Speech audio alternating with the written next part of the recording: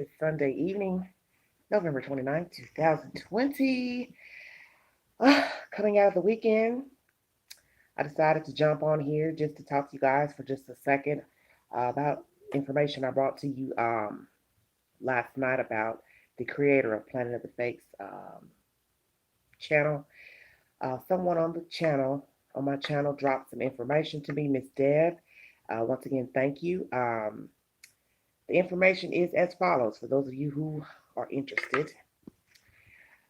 Allegedly, funeral services will take place this week for Mr. Don Allah Drayton, the name allegedly Planet of the Fakes goes by. I don't know if it's truth or not, if this is his actual name. I will get to that piece of information here in a second. But Unity Funeral Chapels will be holding his services on 127th and 8th Avenue. This is in New York, New York, on 12/2, which will be Wednesday. There will be a wake from 3 to 5 p.m. And on 12/3, which is Thursday, a funeral will take place at 10 a.m. in the morning. And I also called the said number to this Unity Funeral Chapel in New York City on 127th and 8th Avenue. Um, I spoke to someone there at the funeral home, and they did confirm the name that has been given on social media, YouTube, as Don Allah Drayton. Yeah, I hope I'm pronouncing that correctly. That these services will be taking place. So the only thing that has bothered me about this situation, the person, which was a gentleman, he confirmed the funeral services. But what's odd is when I go into the menu, because I'm going to try to verify everything to bring to you guys. Hi, Nietzsche, how are you doing, baby? When I went into the menu, I was on there for hours, Googling everything, going in that menu. I went back in the menu. Hi, Jeanette, how you doing? I went back in that same um, Unity Funeral Chapels to look up this name that was given on social media on the Murdoch channel, and that name does not come up on their registry for a death that took place on November 21st. There is someone who expired on November 21st, but it's not the name that was given to us through the YouTuber on the Murdoch channel. So I don't know if this Don Allah Drayton is actually Planet of the Fakes biological name, but all I can say is that is not the name that comes up in the register for the Unity Funeral Chapels. And the only person who passed away on November 21st does not go by that name. So that's the said information pertaining to that. I'm not going to dwell on that because it just baffled me that it didn't come up on the register, which I thought was odd. So I said, well, possibly that's not his name. Maybe it's just a street name he gave himself, and he has another biological name. Maybe they didn't want the name revealed on the register. Who's to say? I don't know. But anyway, if I get any more information about the said wake and funeral, and it is the actual Planet of the Fakes, I will bring you that said information. Well, you all see my title on here. Thanks for the thumbs up. Self-serving and disingenuous people. I don't know. Lately I've been moody. I have a lot going on with myself presently, and I'm a heavy thinker. I'm very analytical. I think most of you who have followed me for a year now will see that in my commentary. I dissect everything down to the bone. Of course, you have to in this day and time because when you're talking to people, people will tell you anything. People will talk around the subject. If you've ever noticed that, you ask someone a question, they don't directly answer because possibly they don't really want to talk about the subject, which it is their choice not to. But sometimes, you pick up on things and you realize, these people who you talk to sometimes they're not. Thank you, Nitra. Thank you. I appreciate that. Sometimes, you realize people aren't who they say they are. They're one way today. Deflection. Cupcake 701. Thank you. Deflection is a perfect word. That's it. And I guess that's what I want to talk to you guys about today is that sometimes the people you talk to, they're just BSing you. They're not really genuine. They're not, they're not genuine. And I've noticed this lately, and I'm going to talk about the subject today because I really don't care what people think anymore. I'm not going to worry about someone watches the video and they think I'm talking about them. If you think I'm talking about you, I probably am. So maybe you can get a lesson. I'm one of those type of people. I don't believe in schooling adults. I don't believe in scolding adults on how to act, how to behave. I don't think I should have to tell you as an adult how to talk to me, how to treat me.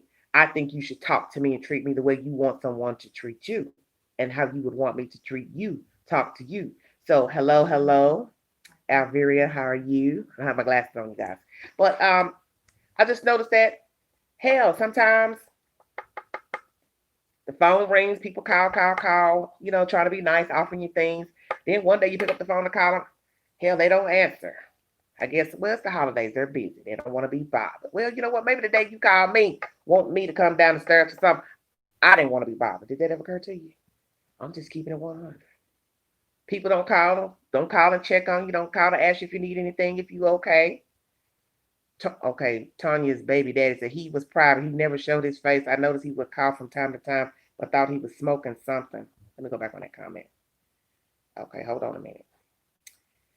He was cool though. I subscribed during the Adam Dowdell and Antonio Bass murders. Okay. Well, but Tanya, when you pass away, all your privacy goes out the window, baby.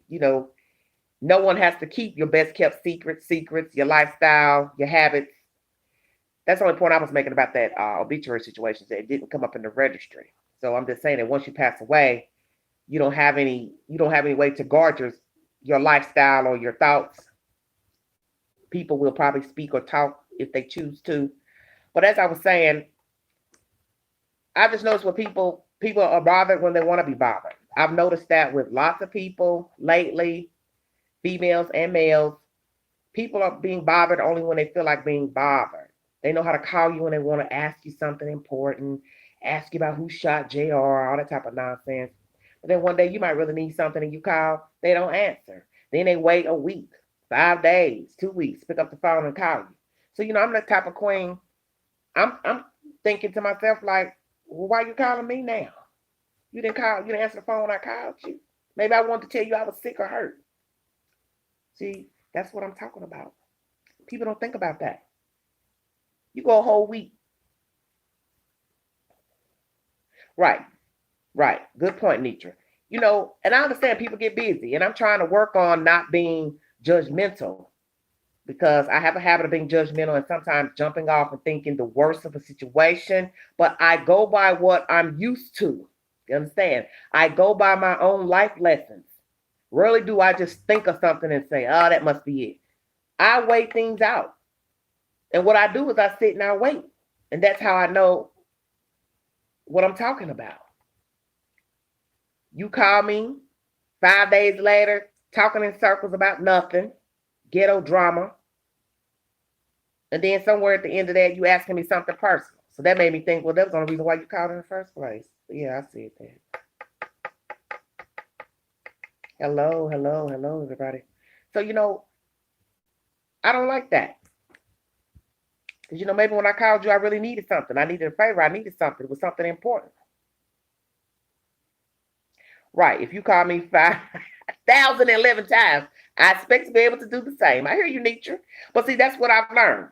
Because, if you believe in God and you're a Christian, people will say, well, you're supposed to do good and right by folks no matter what. You're not supposed to expect things in return. You're supposed to do good deeds for people without expecting anything in return. Right.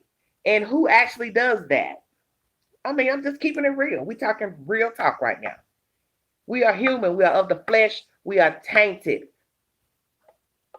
Right. And that's the problem. We are tainted. We are humans. We're going to feel a certain way. We're going to feel some type of way. We're going to be in our feelings when maybe we shouldn't be. And maybe I feel a way that you wouldn't feel. I hear a lot of people say that. Well, you would get upset over stuff I wouldn't get upset over. But baby, then the queen see you upset one day over something I thought might have been kind of petty. Do you understand what I'm saying? See, people don't ever put the shoe on the other foot. They give out the advice, tell you how you should feel. Don't let that bother you. That shouldn't bother you. But then one day when time passes, out of the blue, they'll start complaining about something, and you sitting here wagging your tail like, what you hollering about? What you screaming about? You just told me, shoot, turn my head the other way. Don't worry about it. It's petty. So right now, what you bringing to the table is petty too. Well, you're right. People don't understand when your feelings are valid. So I'm learning now it's best sometimes to keep things to yourself. That no matter how bad the situation is, and sometimes it's best that you cry to yourself. You cry to your pillow, you hit your pillow, you hit your wall, whatever. You don't tell everybody how you feeling. You don't tell everybody your concerns. You don't, because what I think is interesting that a certain person I know fell off here recently, and in my mind, well, a lot of people like that cupcakes. A lot of people like that. You know, I thought we was cool, copacetic, but you started noticing. Weekend go by, no phone call. Go into the new week, no phone call. Call like on a Monday, no answer. So I'm the type of queen. I'm not gonna chase you because I don't chase women. That's something a queen does not do. Never call back. So I let it go. But you liking statuses and liking stuff on Facebook, ooh, that's petty and grinding. What? Why you all up on that Facebook liking anything a queen put up there? A queen say or do a picture. You like. But you ain't picked up no phone. How you doing? You all right? You straight? How's your knee doing? Stuff you would normally ask a queen about. Yeah, I'm saying it. Because usually I don't like to get personal on here because I try to watch what I say in my videos because I know how black folks like to dissect everything you say and then go run back with the tail between the legs and be like, did you see and hear what she was talking about in her live? Who you think she was talking about? But it doesn't matter because in the end, it's a life lesson for all of us that I could easily pick up the phone and call the person back and say, well, hey, how you doing? Wait to see if they answer their phone. But I didn't feel like it. How about that? I didn't feel like calling nobody back. Because like I said, I laid in the cut and I just waited to see what you were going to be about. And it seems like to me that's all you were about. You were not genuine. You were disingenuous. Because instead of you being a woman and just pick up the phone and say, hey, how you doing? What's up? And make up some lie why you ain't called. Hello, Mildred. Hello, Miss Mildred. How are you? You could have just kept it 100. You ain't got to be trying to like nobody's statuses every 5 seconds to try to make it seem like we copacetic, we cool. I'm just reading in what I'm seeing. Now, somebody else could jump on and say, well, Angela, I think you're misinterpreting things. You should have just called her just to say, hey, what's up? I ain't heard from you. But then that I can say the same for that person. Well, why you ain't called? Why you ain't called? You normally calling, want something, need somebody to look up something, search for something. You sure don't like Googling nothing yourself, even though Google is free. Last I checked, you ain't got to pay no down payment to Google. It's not like Xfinity. You would get angry. Okay. Well, see, that's what I say. We all are work in progress. And I'm trying to work on myself. It is hard because I've carried these ways since childhood. So as I state, we're all human. You don't change overnight. You don't think differently overnight. You are programmed at some point, from your childhood, how you were treated, how people talk to you, the things you dealt with as a young person, then into adulthood, and then the things that you loathe the most about another person or your family or your friends. You end up becoming the same old folks. You end up carrying them same ways that you loathe as a young person. You all know what I'm saying. I ain't gonna never be like that. I ain't gonna never talk like that. And before you know it, you talk like that. You act like that. And you don't think that you would. Right. So I just feel like sometimes, hell, I just don't want to be bothered either. But I know what's going to happen this week. Somebody will look in their inbox and they'll say, oh, she called me. Let me call her. Let me check on her and see how she doing. Let me give her a ring. They're going to call and tell me they got something for me. They want me to come down the stairs, and Queen ain't answering. Queen ain't going down the stairs. And that's all I'm saying. What's wrong with just answering back? Hey, what's up? No, I ain't got that. No, I can't come. No, I can't drop that off. No, I can't. Whatever it is I want. No, I can't. Same thing with the men. I'm frustrated a little bit about that too. I was talking to you all the other day about a personal situation, somebody I had met, online, and totally different than what I'm accustomed to, totally different than what I see and come in contact with. You know what I'm saying? I thought this guy was really what I would consider top shelf. Now, mind you, we never met in person. And I already know how the game goes. When you haven't met people, they will tell you anything. They'll sell you a wet rag, because I love saying that, a wet rag. They will sell you a wet rag and expect you to buy it. And I told myself, we're just going to talk to him and see how it goes. I was ecstatic. I was happy. Because I was like, dang, he seemed really nice. He's educated, all that. Honey, Queen ain't heard from him. Y'all hear what I'm saying? No more emojis in the morning. No more emojis in the afternoon. The last emojis he sent was what? Thanksgiving morning. He had made it to California.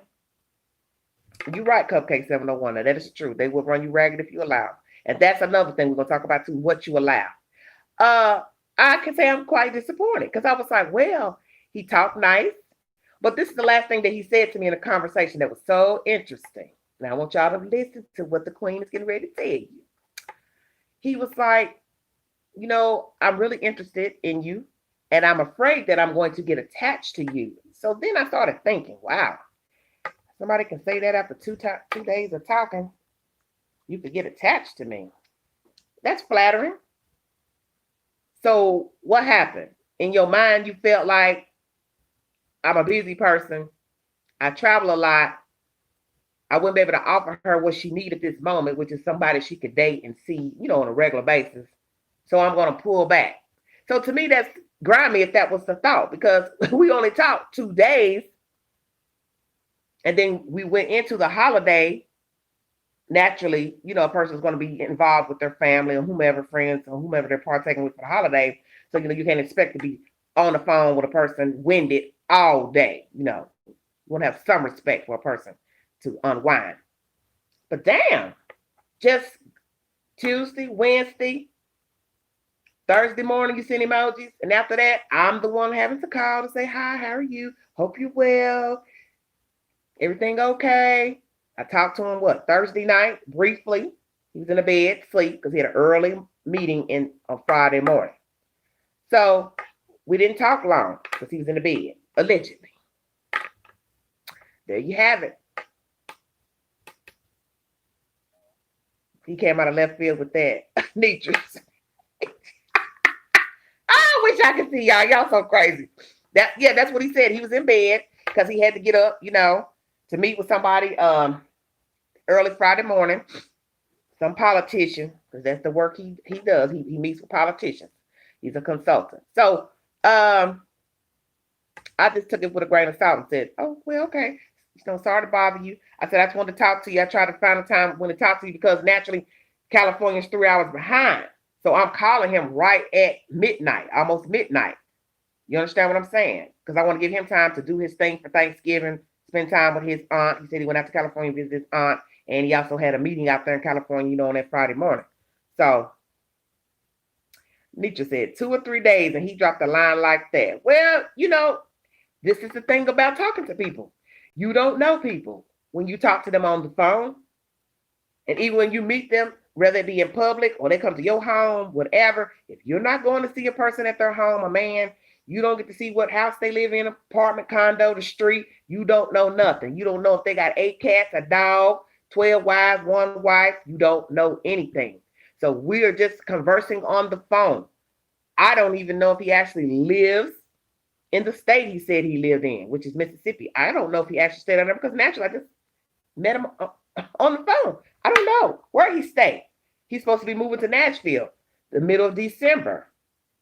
So which I thought, well, that'd be great. He'll be closer to me, that we could meet up. But hell, how you gonna meet somebody when you done fell off after 2 days? You done fell off after 2 days of talking. No cute little hearts and teddy bears anymore. Yeah, I said it. And I hope he watched the video because he knows I have this channel. I've sent him links. So if he decides he wants to indulge himself, and see what a queen is about and what her topic is for the day. Ooh, your ears ought to be burning tonight, baby. Burning tonight. I'm just saying. 15 in the room. Thanks for joining me. I'm just saying. I think it's sad because I meet all kinds of men. I talk to all kinds of men. I have all kinds of men messaging me, even through, Facebook, Instagram, all that kind of nonsense. And I know what most of these men want. And I hate to say that, and I don't like judging all men, but I can say that because of what I've seen and what I have heard and their conversations. And most of them don't want shit. Excuse me, Miss Mildred. At the cuss. They don't want a damn thing. And then they judge you and say, don't judge me because of what happened to you yesterday. Don't judge me because of that dude over there. Yeah, Pookie, I can judge you. Because when all you want to do is come visit me and don't even know my full government name, why can't I judge you? Why the hell you want to come to my house? For what? You don't know me? What you want to come here for? What you're supposed to say is, Miss Lady, would you like to go out? But see, now the game is, ooh, it's COVID. I ain't going to no restaurant. Ooh, Lord, I don't want to be in a restaurant eating. Well, you know damn well you've been still going out eating, getting food from fast food restaurants. All of that. Stop. They ain't acting like I'm retarded. Whether you go through McDonald's, Popeyes, through the window, somebody is still preparing your food. Somebody's still touching your food. Somebody touched that bag. So how would that be different if you went and sat down inside of Popeyes or Ruth Chris, Applebee's? Y'all get my drill. Come on now. I'm just sick of the BS all the way around. I'm sick of self-serving people, disingenuous people. I'm sick of being bothered, quite frankly. I'm the type of person, I don't like to depend on people for anything. That's the worst place to ever be in, ever need anything from somebody. I tell anybody that. And I tell children that, especially young people. Go to school, get an education, go all the way if your brain will allow you to go. Save your money. Buy you a home. Buy you a car so you will not have to depend on people for anything. Not saying that you will never need a favor. Okay, Mildred. Mildred, you know it don't work like that. God's sending me somebody. You know, it just don't work like that. I can pray all day, but a man is just not gonna pop up at my door. He don't know I'm in here, so how he gonna show up? And I understand what you're saying, but I'll be 50 in January. And it's not working in my favor. I'm just gonna keep it real. It's just not working in my favor. It's not working in my favor at all. But as far as, like I said, I give young people advice because I think they're easier to listen at some point than talking to an adult. But I tell young people, you want to be self-sufficient. You don't want to have to depend on people to where you ever need a favor, you ever need money, you need a ride. Have your own. Have your own. And I always give that advice to young people because, they can get wayward really quick. And I let them know if you don't want to end up struggling one day, honey, take care of you. Take care of you. Now, grown folks, you can't tell grown folks nothing. It's like talking to the wife. It's like talking to the wife. You can't tell nobody grown nothing. Do it, ask, and make your petition known, and then you wait. I've been waiting for 8 years now, and it just happened, and I'll be getting married soon. Well, that's wonderful. Congratulations. So happy for you. Miss Mildred, where are you? You never told me where you live. If you don't mind telling me. Nitra. Right. Because you don't want young people going out here depending on people, because that's the worst thing in the world. And I tie that into what I'm saying. It's about, you don't want to be codependent on nobody, being a needy person needing. Because people, that's another thing I want to talk about, people using you when they think you're codependent. I always used to hear a saying on TV, men like women that want to be saved. They don't like the strong women. They don't like women that can make it on their own. I don't know if that's true or not, because everybody's different. I live in a world where I don't know where these other people live. All I see is a lot of people using people. I see a lot of men using women, black and white. I see the black men using the black woman, the white woman. They always want something. There's men I talk to. And these are men who I could just go ahead and say they ain't hitting on nothing. I was talking about what they want her to have. And it's like, what you mean? Why is you worried about what she got? Where is yours? You too old to talk like that. You want a woman that's doing well. For what reason? So you can get with her and use her, take her for everything she got, and then be in court trying to talk about you won't have or something. Because y'all know state of California's community property laws. What's hers is his, and what his is hers.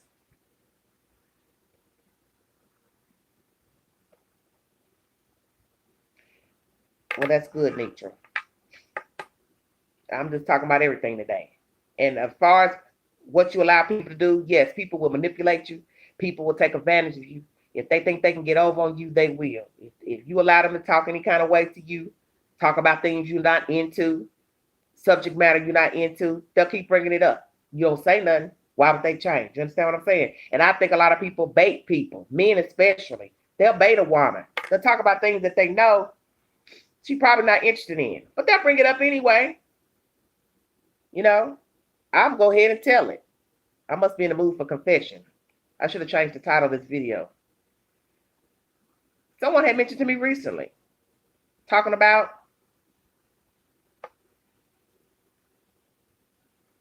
a menage a trois.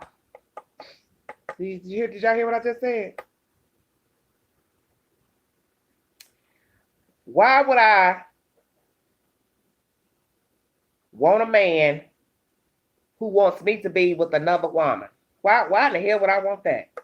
I haven't had a man or my own relationship. I'm almost 50. I've never been married. So you think I want to be in a menage a trois with you and a woman? Oh yes, this little devil, he was a kinky little devil. Talking about, oh, I can't wait to see you. I can't wait to take you to a swingers. That was the last conversation we had. We haven't even spoken because I told myself, this person ain't right. Very handsome man, but not right. Because my thing is, if that's your only conversation when we talk, something's wrong with you. And so that's why I keep telling people, a lot of people are together because of physical attributes. You just focusing on somebody that looks good. She fine, she built nice, blah, blah, blah. Woo, he handsome, he this, he got that going on. But you know deep down inside that the conversations you have had is not proper. It's not conversation that's conducive to your lifestyle, your mindset. I say that every time I watch reality TV. A lot of these people are chasing people because one, they're lonely and they've gotten accustomed to them. And we have been with people we know don't mean us no good. We kept talking to them when we didn't like really their conversation, but foolishly we kept on dealing with them. Yeah, a threesome. That's what I said. I done told my business. Somebody asked me about that recently, and I told them I'm not interested. I said I'm not interested. I said, I said, really, I think you should probably talk to a woman who's into that, because I think what you're trying to do, you're baiting me at this moment. You're trying to see how far you can go in the conversation. You're trying to get a reaction out of me. I'm not stupid. Baby, I'm 49. You're talking to a queen, okay? And a queen that is not dumb. I'm not interested, so stop talking about it. Then it went from that to, would I make love outside? Huh? I said, so you into voyeurism? Well, I'm just saying I'd like somebody to watch. Why do you want somebody to watch us make out? You see what I'm saying? Stupid talk. Stupid, ignorant, 20-year-old talk conversation. Right. And this is the same guy that's worried about what I'm doing up here. If I'm talking to a man, I thought, well, dude, we just met. So why would you worry about who I'm talking to, who I'm friends with? I said, I got a feeling that if I was to keep talking to you, date you, get with you out of town, whatever, I think you would be very possessive. I think you would have a problem with me having male friends. I think you'd have problems with me talking to the waiter. You'd say I talked to him too long. You would have a problem because I'm sensing there's something not right with you because you're all over the place, worried about who I'm talking to in Tennessee, wanting me to be with a woman. And I don't want to be with a woman, don't like the women. So what would be the point? So then you go to this stuff about making out outside. I said, you just on a whole nother level. I just didn't, I just don't understand how a person who don't even know you well enough just feel comfortable to talk like that. And then I realized he just really wanted somebody to talk dirty to him. So I can indulge him. And in the same breath, cuss you out. And cuss you out.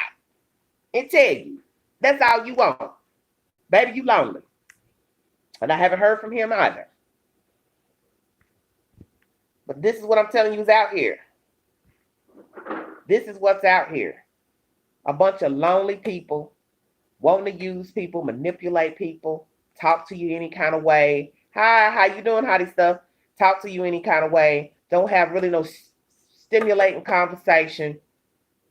Don't want nothing from you. Don't want to offer you anything, but then want to cry moan about, oh, I want a nice lady. I'd like to settle down. He is just a little freaky something. Well, he is freaky, and he's into that. And like I told him, you have a street person's mentality, first of all.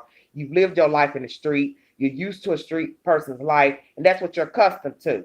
And that menage a trois, voyeurism type bull comes with street life. Because, you know, when you get in the street and you start doing things, doing wrong, you start going into avenues of all kind of, what they call it, salacious behavior.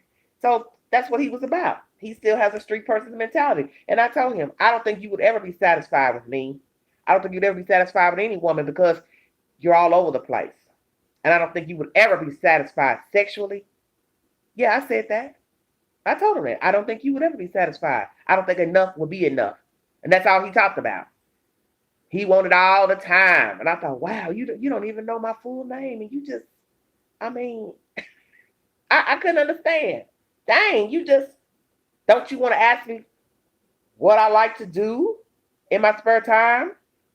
What my hobbies are? What makes me happy? What makes me sad? What ticks me off? What was my life like growing up as a kid? How many brothers and sisters do I have? See, those are the things you should be asking a woman that you call yourself so enamored with, you're so attracted to. You're so attracted to me, but you don't think to ask me pertinent questions such as, you know, are you happy? You like your life where you at? Why you want to leave Tennessee? You know, pertinent things you ask a person that you call yourself interested in. But that's when you know a person is really not interested in you. They like you physically. They may like what they see physically, but they're really not worried about what's inside your head. They don't care if you're smart. They don't care that you got goals, you got dreams. They're not worried about none of that. And I've noticed that with a lot of men that I have been talking to on the date site, they don't want to know none of that. They shuck and duck around it at first. What you do? What days are you home? Are you off on the weekends? You know, all that kind of stuff. Right, he ain't had too many nice women like you. Well, the problem is, Cupcakes, how you doing? Hey. He is a street man. That's why I keep trying to tell you all. I've tried to be objective. I've tried talking to different men. I'm trying not to judge somebody because of their past. If they once was in the street, they once hustled, the engineer, the garbage man. It takes all kinds. All kinds can be grimy. It doesn't matter if he's wearing a suit, if he's a pastor, a deacon. A man is a man. And he just so happened to be a man who's lived a street life and still has a street mentality. And I told him that. I don't think you gonna have yourself together. I just told him. And then here comes this new one I meet who's educated, college educated. All of that. All of that. Dressed nice. Got pictures of them in government offices. So he has hung with all them folks in Washington, D.C. So I thought, dang, I done pretty good for him to choose me. He interested in me. You know what I'm saying? I was flattered. And now here it is days later. A queen ain't even heard from him. I ain't heard from him today, Saturday, Friday. Matter of fact, I called him early Friday morning. But I called him before his meeting because you got to remember he was 3 hours behind me at the time in California. So I called Friday. Say, I just thought I'd call you before your meeting, check on you, make sure you okay. And that was like a few minutes before 8 a.m. California time. So it's like I'm doing all this work that I feel like I should not have to do. Because I feel like when he reached out to me, he appeared like he was interested. So I didn't have no need to have to call, every 5 seconds or anything like that. And I feel like a woman shouldn't have to. I had a cold father. I don't tell all my personal business on here, but I give you all a few little snippets of my life here and there, little grains of salt. I had a cold father. You understand what I'm saying? He was a street man. He was smart, but he was more street oriented. And he told me how to deal with a man. And I wish I could sometimes keep his advice in my head. He told me, treat him like a trick. Yes, yes, ma'am. And excuse the terminology for my good Christian folks on here. But he said it. Treat them like a trick. And that's a sad thing to even have to say to your own child as advice on how to deal with a man. And I don't care what nobody say. That's just not advice any woman should have to get from her own father. And it's sad to me to be this age as a black woman who has never been married, never been close to the altar, never been proposed to. I mean, absolutely nothing. And now I'm out here trying to court, as the older people would say. And it is hellacious. And with this social media, this Facebook, Instagram, it is dangerous because you don't know the people's intention. And what I keep trying to tell people, I don't blame social media all the way. I only blame it because it's an easier way for men to get out here and pick up women and talk and flirt to different women than they would if they were just, meeting them in the street. And now these men are sucked in through Facebook and Instagram, even YouTube, and they don't know what to do with themselves. It's like, whoo, I can message her.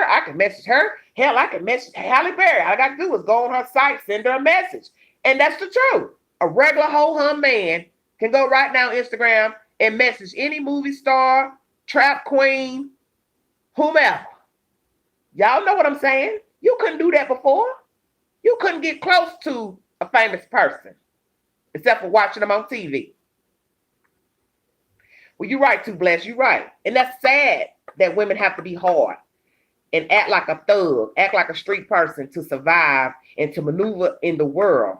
Because I don't want to be that person. I don't want to be no cold person. I don't want to be vengeful. I don't want to be heartless.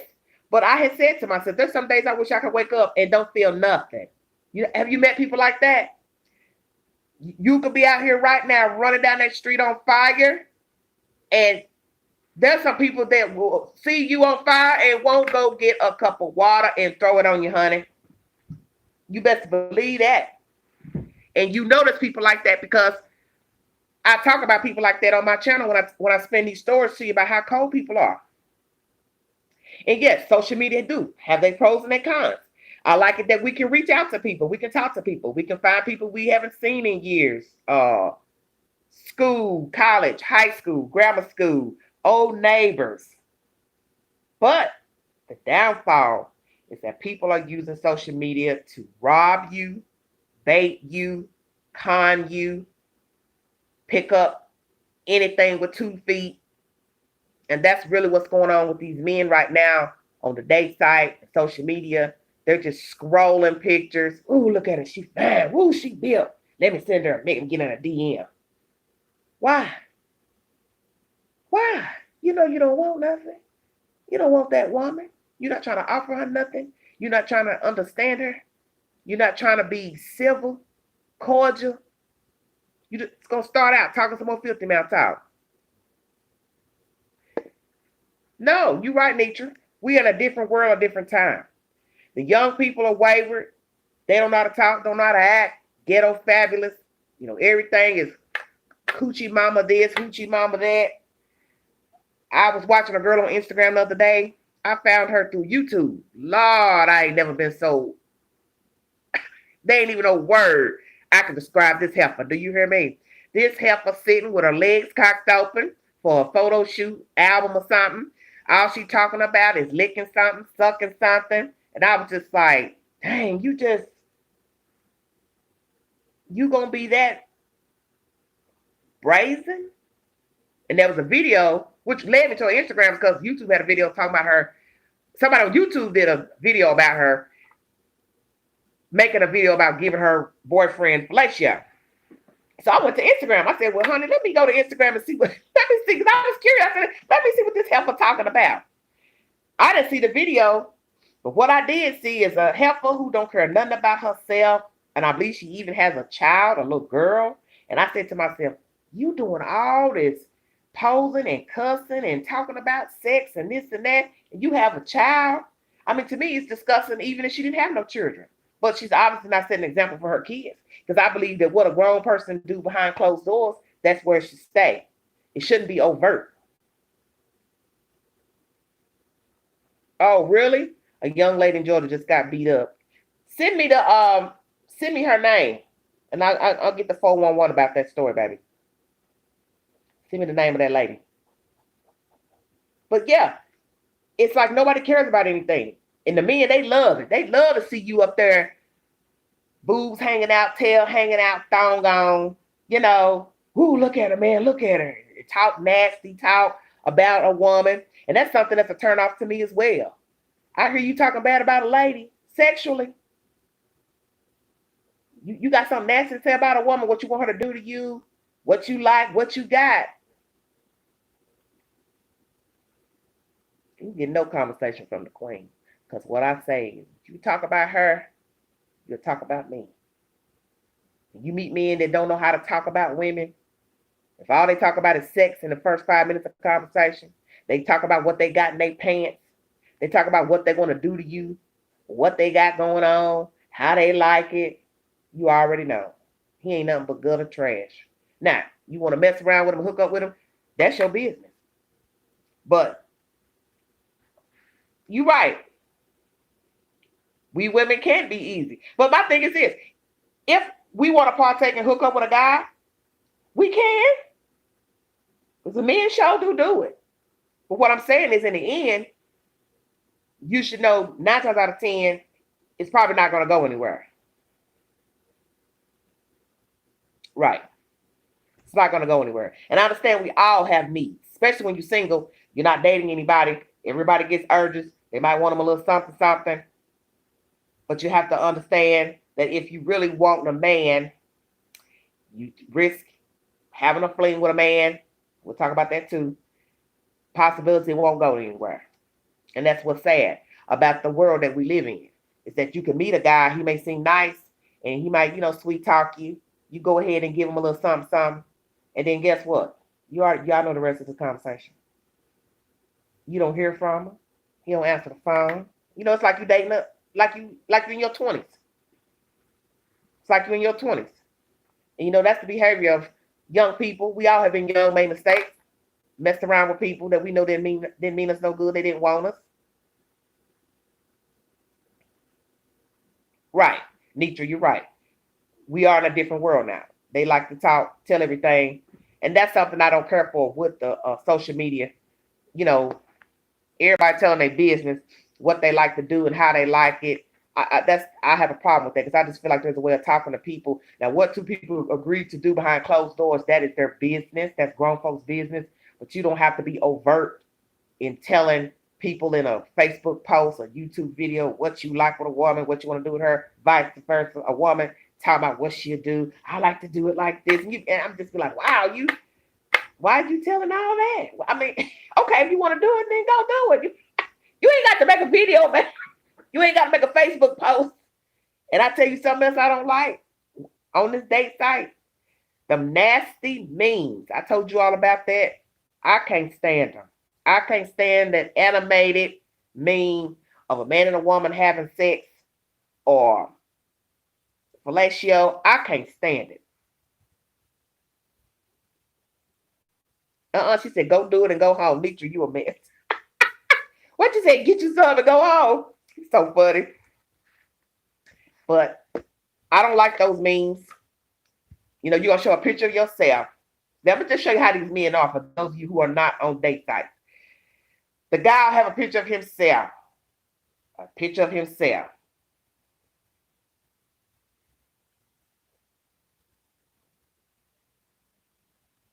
Miss Mildred is working on me right now, y'all. The guy will have a picture of himself, a few photos of himself. Then he might have a picture up there talking about God or something. May have one of them other little memes where you talking about how to be a better person and self-esteem. Y'all see where I'm going. Then another meme will be a sexual meme. So how you went from a picture of yourself, maybe a family photo, which you know you should not put that on a date site, an inspirational quote, and then a sexual meme. I'm confused. Who are you? It's like, wait a minute. You can't have nothing on this page talking about Job and then have a sex meme on the next page.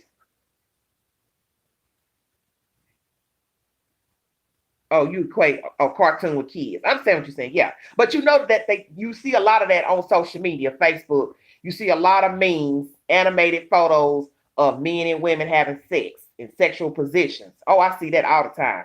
And it eats me up because it's like, okay, why do you have this on your Facebook page? You got all type of friends, demographics, and then like the date site, you're gonna put that up there on your profile. Two people having sex or a sex act, and then before that, you may have something that's an inspirational quote or a biblical quote from the Bible. Come on now. That don't make no sense. That just don't make no sense. Because that's confusing to a woman because she don't really know who you are when you got a sexual meme, a real for you, and then a biblical meme. It's ridiculous. You keep getting deleted. Oh, well, just give me her name. Just put her name up there and I'll write it down. Because I may not have my, I'm new to all this YouTube stuff and learning all this stuff because, I ain't had nobody really school me on how to do all this YouTube, this, and this. That's why I never really got off into this YouTube that much because, if you don't have somebody instructing you how to do stuff, set stuff up, it's like, you're learning really basically on your own. So you just drop her name down, baby. They deleted in the chat. Well, ain't nobody but me. Because I don't got no moderators or nothing like that. Just give me her name. Just write her name down. And then I'll write her name down and I'll look it up. And I'll bring you all, excuse me, information. But that's the 411, just the queen. Chopping it up with you all about life and not so nice people, not so real people. People, like I said, one day they all right with you, the next day they not. One day they cool. One day they cool with you, the next day they don't answer the phone, they don't talk to you. Like I said, I've just realized as I've gotten older, people are not the same as they were years ago. And I think, like I said, a lot of this is because of social media. There's people who, social media is their life, their own YouTube, Facebook, as soon as they get up in the morning. They ain't watch their face, they ain't watch their tail, they ain't pee, they ain't done nothing. They ready to see notifications, who called, who sent the message, DM, all that. And a lot of people are locked into what other people are doing and saying. And so they don't got time for answer your call or nothing else. And that's just the truth. Lord. Now somebody liked my Facebook post. Okay, thank you very kindly. Comment section. That's what Two Bless said. But yeah, I'm just realizing that people are different now. People are more involved with their friends. They choose to be friends with family, grandchildren. They always got excuses. They're busy. Oh, I was doing this. Oh, I had to go to Ohio. Oh, I had to go to New York. Oh, I had to go do this. Oh, somebody had a baseball game. Somebody had this. Okay. Some people are self-involved. They have a lot going on. But I have learned one thing that my pops used to say to me. People make time for what they want to make time for. They spend their money for what they want to spend their money on. Best advice he ever gave. So when people don't have time to call back, if they want to talk to you, they'll call you. If they want to visit you, they'll visit you. And that's just common sense. Folks don't do that anymore. Well, that's the whole point, Nietzsche.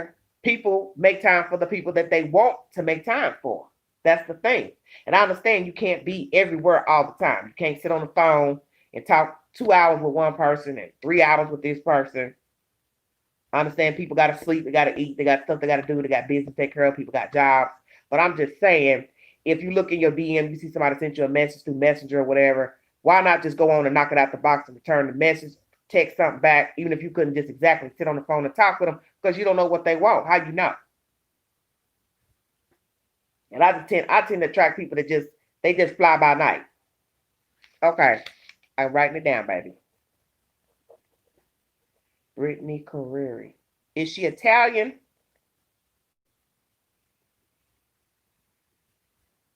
Unexpected places to meet our Boaz. I'm at the age now where I only want the man in my life who God wants for me. Okay, people can slow down. I learned that, but a few minutes can make a difference in a lot of situations. Yes, Nietzsche, that's so true.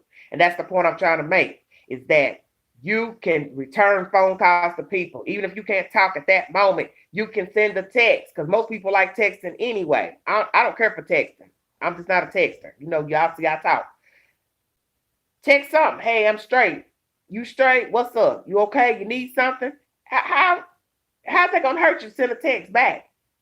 The person could be calling you to tell you they sick, they don't feel good, they need somebody to take them to the hospital, anything. How damn phone? Hey Edward, how you doing? Welcome to the boom boom room. Nothing but a bunch of gals in here. Take a seat. We're talking about friendships, courtships, relationships, trifling men, trifling friendships, trifling acquaintances. I've tied all in there. Folks that are self-serving, they don't really mean you know damn good. And as they say, everybody ain't your friend. Most three. God rest your soul. I was looking at a video about Pop Smoke, and I didn't realize they had caught some of the suspects. This world is crazy. Okay. People are jealous of you. People are envy of you, envy hearted. They don't want you to have anything. And that's the sad thing about street life. Those young men out in the street hustling. Then they become rappers. The next thing you know, they're a target. God forbid, they throwing up gang signs, this and that. Now you got folks hating you just because you're in this gang. They don't even know you.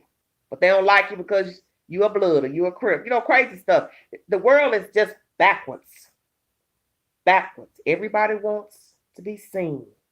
And they showed in that video today on YouTube.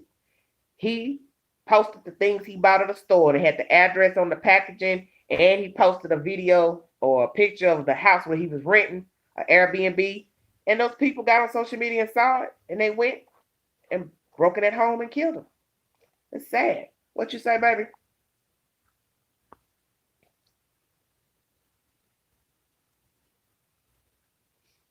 Well, you right, Nietzsche. Well, how this stuff you right. Very cruel and evil. But, we live in a world where people don't mean you good. They don't want you to succeed, excel. They're jealous of you. They want what you have. You walk around with nice jewelry, a car, you flashing it. Oh, yeah, they're coming for you. And it could be your friend, it could be your neighbor, it could be your brother, it could be your sister. You got people that's envy of each other and they related to each other. That's something I never can understand. Now, it's one thing to envy somebody looking at them across the street and you see them in a nice car, Bentley, whatever, BMW, they got a nice house, got a good job, and you're like, dang, I ain't got that. I wish I had that. But how can you be jealous of somebody in your family? You got them type of people that are envy hearted of their own brother and sister. But like I always say, that starts at home too. Proper rearing. Don't favor your children over your other children. Never good to have pics. Because that starts a problem later on in life. A lot of people don't realize that. I was watching, I call it Yana Van Zant on Oprah tonight on YouTube. And there's an episode with Lisa Ray. And her mother, and her daughter are all dysfunctional. None of them get along with each other. Can you believe that? And then the daughter of Lisa Ray, she has a young daughter. So it's four generations involved. And it was interesting. And then at the end of the episode, it shows they're still struggling to communicate. And what's the crazy part is all four of them live in the same house in California. Can you believe that? Lisa Ray, her mother, Lisa Ray's daughter, and Lisa Ray's granddaughter. I was stunned. What is? But I want y'all to check that episode out on the OWN network with Lisa Ray. It's a good episode. I call it Yaya because this is easy for me to call it Yaya. I just call it Yaya. But Yaya put it down, honey. It's good. It just aired on the 28th. So you can go to YouTube right now when you all get time. You don't even have to pull up on cable. If you ain't got cable, whatever, it's on YouTube, the episode with Lisa Ray. It was a good episode. And, Yaya put it down. She let the grandmama know, baby, you've been bitter. That's the reason why you don't get along with your daughter. And then you pass them ways down to Lisa Ray. And then Lisa Ray, she acted like she was pretty much numb during the episode. Like she didn't have no clue why her and her own daughter didn't get along. But she sent her daughter off to a reform school out, and I think it was Iowa, Idaho, somewhere. So that daughter been all the years carrying a grudge for being sent off. And she never discussed that with her mother. Very interesting. No, nature. Watch the episode. But at least I can say this much. With that episode, Lisa and her daughter didn't get nasty or rude or facetious with one another. You could see more of the grit between Lisa Ray and her mother. But you didn't see no foul language or nothing between Lisa Ray and her daughter. They were pretty much civil, during the intervention or whatever. But it was a very good episode. I just pray for all of them that they can get along. Frankly, I'm gonna be truthful with you. I don't think all those women need to be in the same house. We gonna keep it 100. Everybody can't live together. Now I don't know how y'all live at y'all house, but everybody that's related to one another cannot live in the same house. Oh, Hottie stuff. So Hottie stuff, you know about him? Okay. Because I ain't really know nothing about her. Only thing I ever knew about Lisa Ray was her men troubles. When she married that foreign guy that was like a president or something, or some island or whatever he was. And I heard, that was tumultuous, but I really didn't know much about Lisa Ray. Even though she is from my home, Chicago. But their issues go way back from the father. See, the mother resented the father because he was a whore. He was a male whore. He slept with everybody in town. And find out in this segment, his mistress, girlfriend, whomever, killed him. So, yeah, they got some real grown folk problems. And Lisa Ray had a good relationship with her father. Obviously she didn't see no wrong in her daddy. And Yaya let the mama know and Lisa know your daddy although he's dead, he's the cause of this because he played y'all against one another. Lisa just started issues with Halle Berry. Oh, Lord. About what, nature? They don't be keeping up with all the movie stars, what they be doing. Hell, we got COVID right now. Ain't nobody ought to be arguing with nobody about nothing. You can't go nowhere to argue. You can't go nowhere to argue with nobody. So what problem she got with Halle Berry? Lord, have mercy, Jesus. I'm dead. Oh, excuse me. I guess COVID. Well, now I guess people can't start stuff with folks because they just sat in their house. They can't go nowhere. They can't go do nothing. So they just got time to sit and think about stuff. What's she mad at Halle Berry about? I'm curious now. What problem she got with Halle? I think I saw some pictures of her a while back. She's aging, Miss Halle Berry. She said Halle kitty cat was trash. Huh? Kitty cat was trash? Why is she talking about Halle Berry's kitty cat? Are you saying what I'm thinking you're saying, her private part? Oh, God. That's why she couldn't keep a man. What, she had a baby? What you mean? Look at Edward. Edward's in a shutdown. Edward, we shut down before. You see where that got us. I don't know what to say. Because what's going to happen, Edward, we shut down again. Honey, I don't know. I think it's going to be like what some experts said. COVID just going to be like the measles and the mumps. You either get it or you don't. And that's why they need a vaccine. That's why they need a vaccine. Just like we got a vaccine for the bumps and the measles. That's what it is. She said Halle bedroom skills were lacking. Okay, you know what, I'm dead.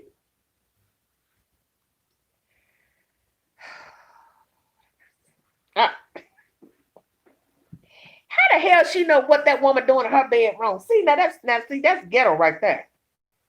You guess what? Guess what? A queen ain't worried about what no other heifer doing in she room with her man or any man. That's the least thing I'm concerned with. What two people are doing behind closed doors. Her TV show. She ought to be shaming herself. Now she too old for that type of trash talk. That's trash talk, and it's disrespectful to talk about another woman's private parts because you shouldn't even be concerned about what a woman is doing with another man. And we already know sex. Let's Edward, you chime in now because you a man. Sex ain't never kept no man. I think most of us know that. Now you got some guys who they fall in deep for a woman because of the sex. Okay? But many men have had awesome sex with a female and that did not keep him around. Not everyone behave as a freak. How this stuff, I ain't got to ask you what that means, Lord Jesus. Well, they say they like a lady and they want her to be a freak behind closed doors. The point I'm trying to make is sex ain't never kept no man with no woman, never kept a man faithful. I think we already know a lot of women probably got some great kitty cats. Who am I to say what a woman got and how good it is? I ain't been with her, I don't know. But the point is, men will leave you for different reasons. And that's just the bottom line. You have to ask that man, well, what happened with her? What happened with her? And when I listen to men talk about women and why they left, thank you, Mildred. Mildred said, y'all talking about that old sex talk. I ain't listening to that. Edward said, I'm single. But you understand what I'm saying? I feel kind of bad. I think Miss Mildred checked out because we talking about all this sex talk. But thank you, Miss Mildred, for tuning in. But what I'm saying is, when I listen to men talk about why they left the woman or why she broke up with him, which is so ever, rarely do I hear sex being the problem. Oh, Katasha Boyden jumped on. She said the shutdown is to help destroy the USA. Oh, Lord. You go, Katasha, you bringing the conspiracy theories in now. Don't you start. But no, seriously. When I hear men talk about their problems, about what happened with a woman, rarely do I hear a man say, well, we broke up because her sex was horrible. I've yet to hear that. You might hear him say every blue moon, she stopped giving him sex. But he never said it was bad. I have yet to hear that. I hear all type of reasons. Kids, children, stepchildren, other children, finances, cheating. Because a lot of men do cheat, sad to say, but a lot of relationships don't work because men cannot keep their private parts in their pants. Now, you may have other issues such as finances, family issues, children issues, medical issues. It can go any kind of way. But I rarely hear a man say he and a woman are no longer together because her kitty cat was trash. Think about it.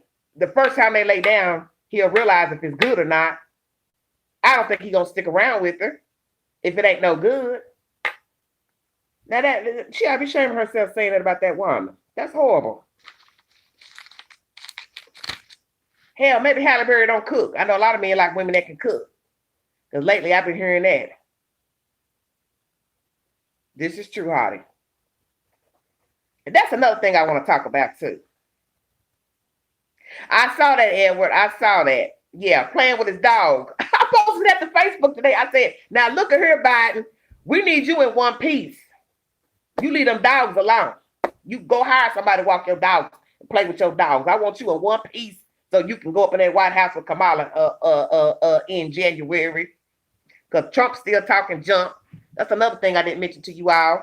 He's still talking and crying and moaning about them votes. Honey, leave them folks alone about them votes. Y'all done worried these folks to death in all these states. Got them recounting and recounting. These folks ought to be damn near blind by now. All them folks that's been counted votes in Georgia, Pennsylvania, wherever else. They're going to be, look, they're going to need bifocals. Fooling with this election. It's sickening. What else I was trying to say? Y'all took me on my train of thought off. Now I can't even remember. See what happens? She right. Men and women, they both have their issues. This is true. Well, I'm 1 hour and 4 minutes in talking to you guys. I have thoroughly enjoyed it. I don't know how long I'm gonna go on. Edward said Trump is crazy as hell. He is. He know he crazy. Wait a minute. Let me tell y'all what I read today. Twitter then flagged him for still talking about voter fraud. Twitter, whoever you are, CEO of Twitter, delete the account. Stop wasting our time with these stupid stories about Donald Trump and you flagging him. How many times you gonna keep flagging him? Just delete the account. Do like Facebook. You violate, they put you in timeout for 2 or 3 days. You keep on, you don't get an account. Bye, Felicia. Or is it bye, Karen? Karen's brother? Whoever? Oh, sick of talking about him.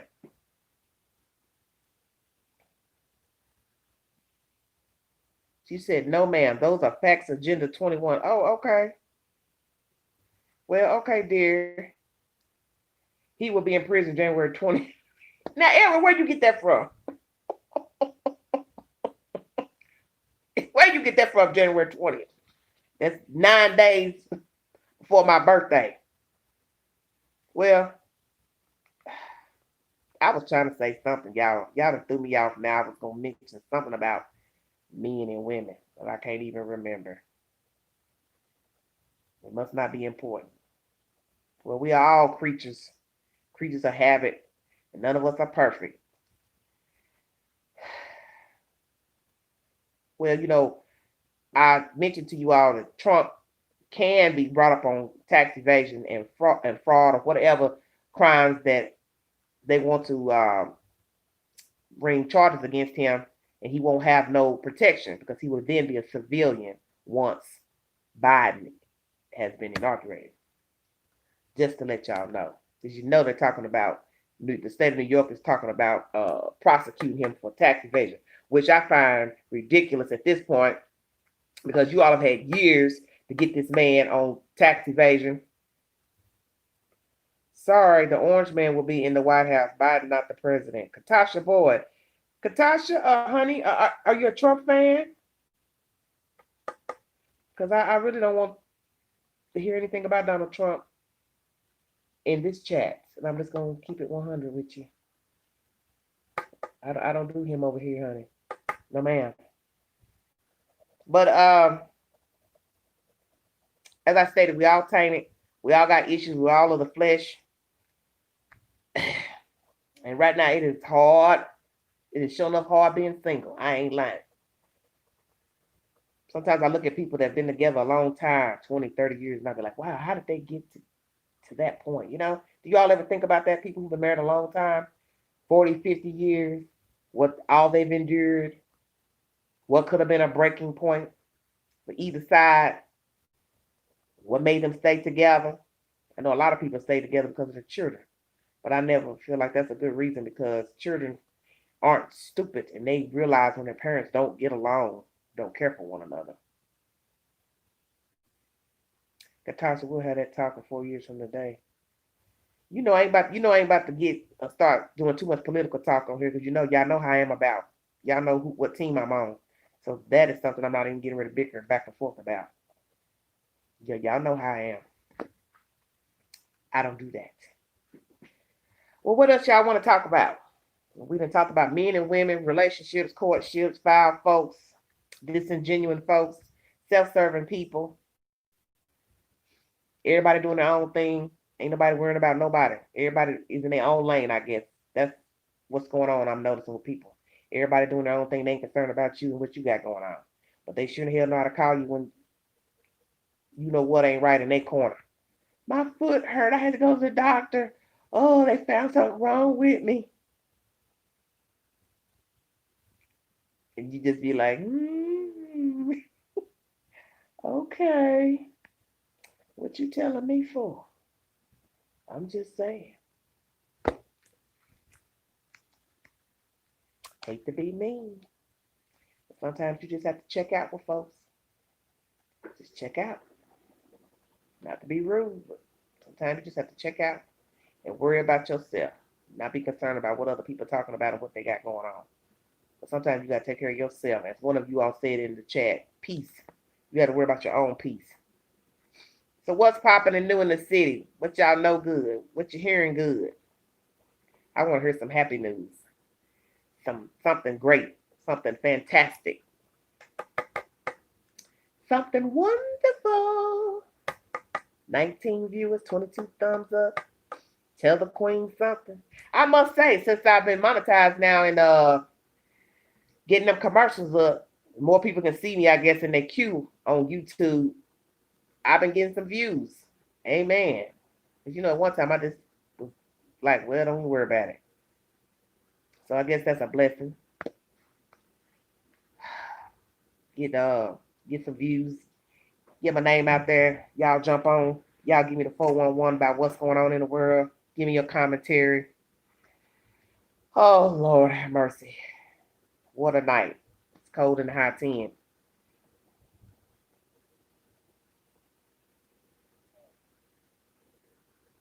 She said, no, I'm a true fan, but I won't say anything else. Sorry. No, Katasha, I didn't know where you was going, baby. I didn't know if you were getting ready to come here and start talking about Donald Trump and rallying for him, because I'm not a Trump fan, so that's why I'm curious. And I don't argue politics with people. Every blue moon, I might get on them news break pages and say something about old Trump. But I decided, you know what, I'm not commenting on the pages no more because it's a waste of breath arguing with folks about Donald Trump. If you like them, great. Everybody, you got people who rally behind him. They believe in it, whatever he's talking about. I cannot tell somebody how they should think. If they want to rally behind that clown, hey, that's their business. But I don't want you coming into me trying to make me believe in him and root for him, because I ain't rooting for nobody like that, because I don't like his character. And that's just who I am. I don't care for him. I don't care for him at all. I think he's nasty and he's vile. And I can tell you, in the 49 years I've been on top of this dirt, I've never seen a president get elected and fire everybody that they hired. Where they do that at? I'm just saying. I have never seen that before in my life. I've never seen a sitting president do that. I have never seen every other week they bring a press conference to tell you who this blockhead that fired. I have never heard no mess like that before with no president. Sure, like. And like I said today on Facebook, the way he's been raising hell about them votes and wanting to recount it. Hell, Hillary Clinton, she should have asked for a recount 4 years ago. She might be rerunning for president. I'm just saying. Oh, Edward, I thought that's what you was trying to say. That Biden will be the president on January 20th. Okay. Well, let me tell you something. Old Donnie boy probably gonna be standing out there with a ball in the chain tied to the gate, because he gonna be like, I'm not leaving out of here. I read an article today where he's talking about Biden can't come in the White House until he admits that there was voter fraud. Okay, so then if he do admit it, that would make you shut up and be quiet and pack your luggage, you and your wife and son, and get the hell out of there. Come on now. Biden don't have to admit anything because he don't owe you no explanation. He don't owe you no explanation about nothing. You got a problem with the vote, then you take it up with the voting commission of the said cities and states.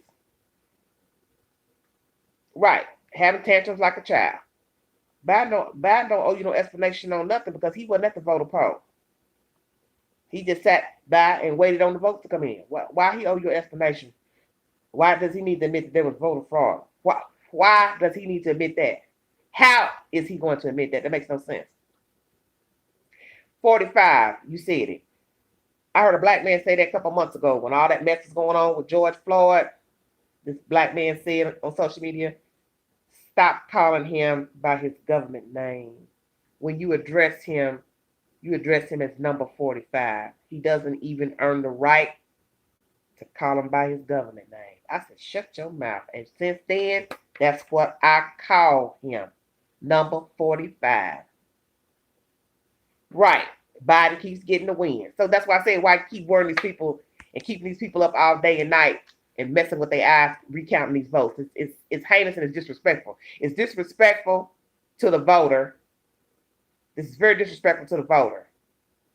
because somebody already counted these votes. Now you want these people to count them again.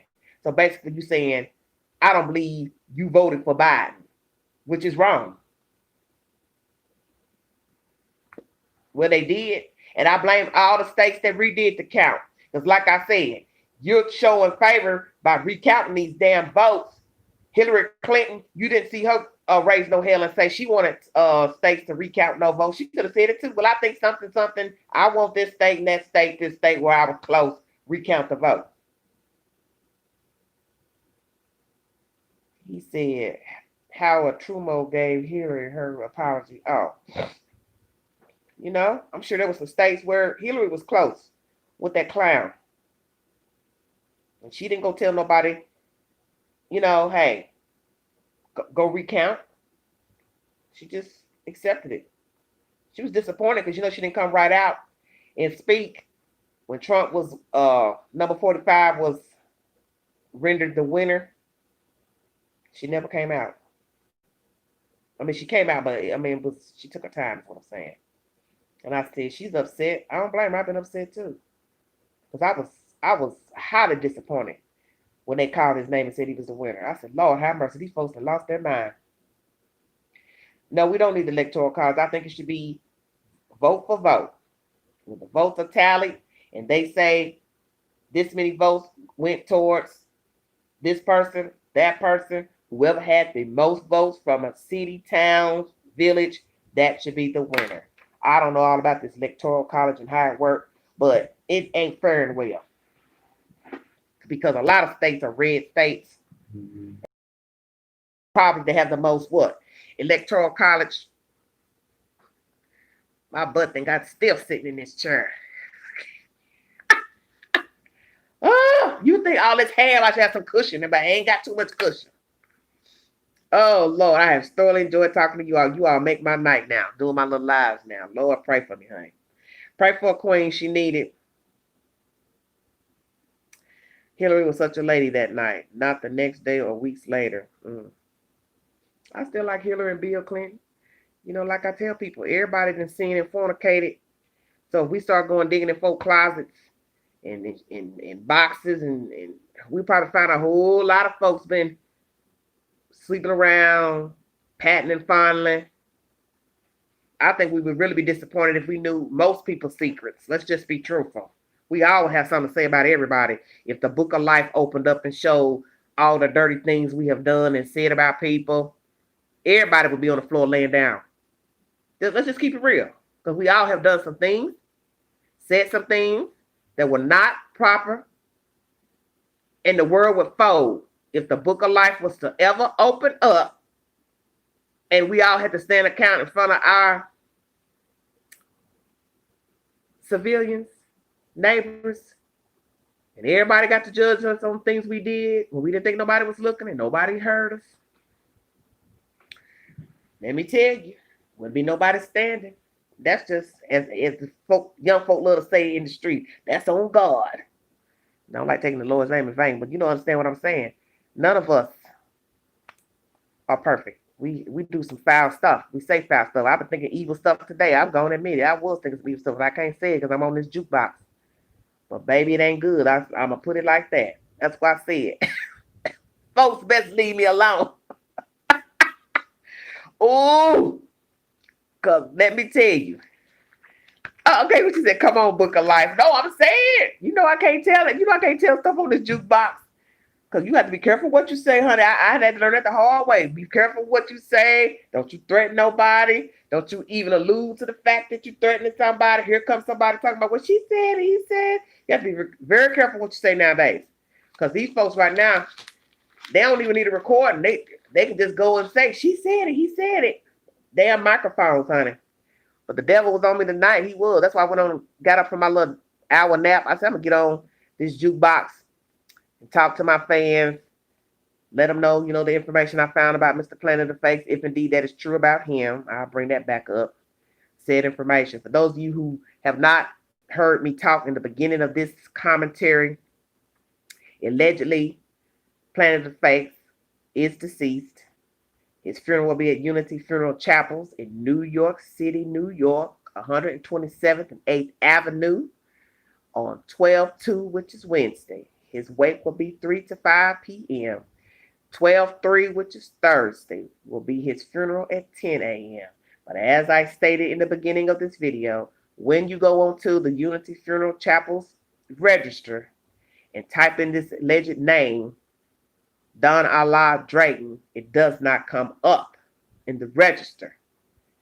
I actually spoke to a human being who confirmed the name and this information that Deb left on the page as the time and date. But his name is not on the register, the one that's on that Murdoch channel.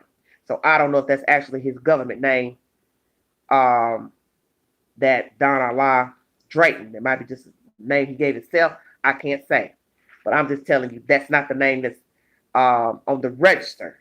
But it was confirmed to me, that name, through somebody on the phone. So, because I let him know who I was. You know, the queen likes to keep it 100. I said, I am a YouTuber. He shared my content, and I just want to make sure that who I'm asking about is the actual person that you got in your funeral home. And he said, yes, ma'am. So at any point, he could have told me, no, that's not him. I didn't know he lived this close to me. I would walk over to his service. How this stuff? You in New York? You probably told me that a while ago. Ooh, child. New York, New York. Well, it's at Unity Funeral Chapels. They have several in New York City. That's really him. I don't know how this stuff. I don't know, because as I state, all the information is coming from this Murdoch channel. A piece of paper on the wall stating that Planet of Face is this guy, this Drayton guy.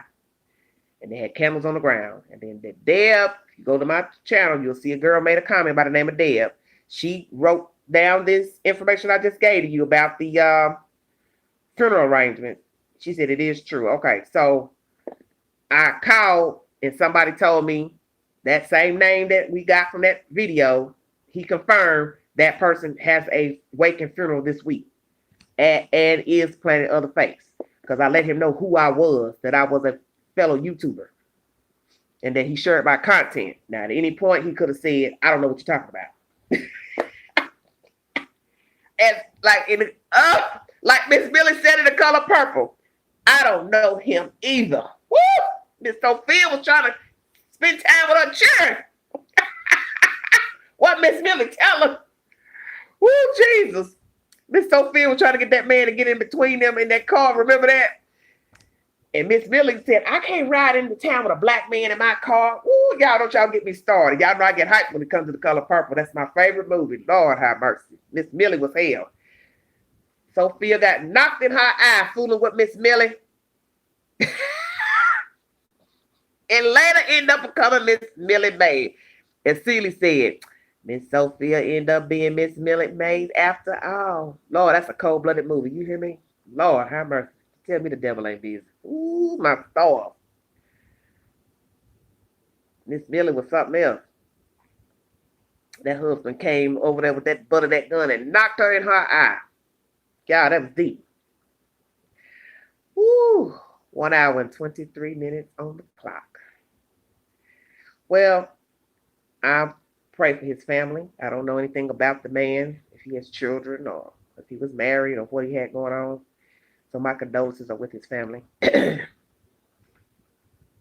just so odd to me, because I was hoping that, somebody would get up on a platform and say, hi, I'm such and such, Mr. Such and such passed away. That's all I wanted, But, I know people are funny about certain things. So, what can you do? I just don't like when people start making up stuff, because that's what people do in life. They don't get the truth or get the truth that they like. They start making up stuff. This happens all the time when people pass away or they're murdered. Oh my goodness. People come out the woodworks. They start coming up with all kind of stuff. All kind of versions. And you be like, man, where you get that from? And you hate to repeat it, because then you're part of the gossip mill. Even if you're not intentionally trying to pass it as a rumor, but you might say, well, I heard this. It's the world we live in. It's a vicious world. Very vicious. What y'all want to talk about? A little while longer, while I'm on this jukebox. Lord have mercy. Maybe I ought to start rapping. Everybody else rapping. Damn. Them 49-year-old rapper. Oh my goodness. I got stuff I can rap about. Oh, I'm sure I know someone in his family or my kids went to school with. Oh, okay.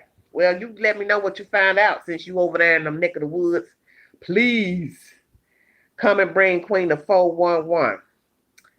Not the 211. We don't want no 211. What y'all young folks call it, capping? I said, what the hell is that capping? That mean a lie? Can't you just say lie? Ooh, young folks know they make up a word for anything. Can't read and write.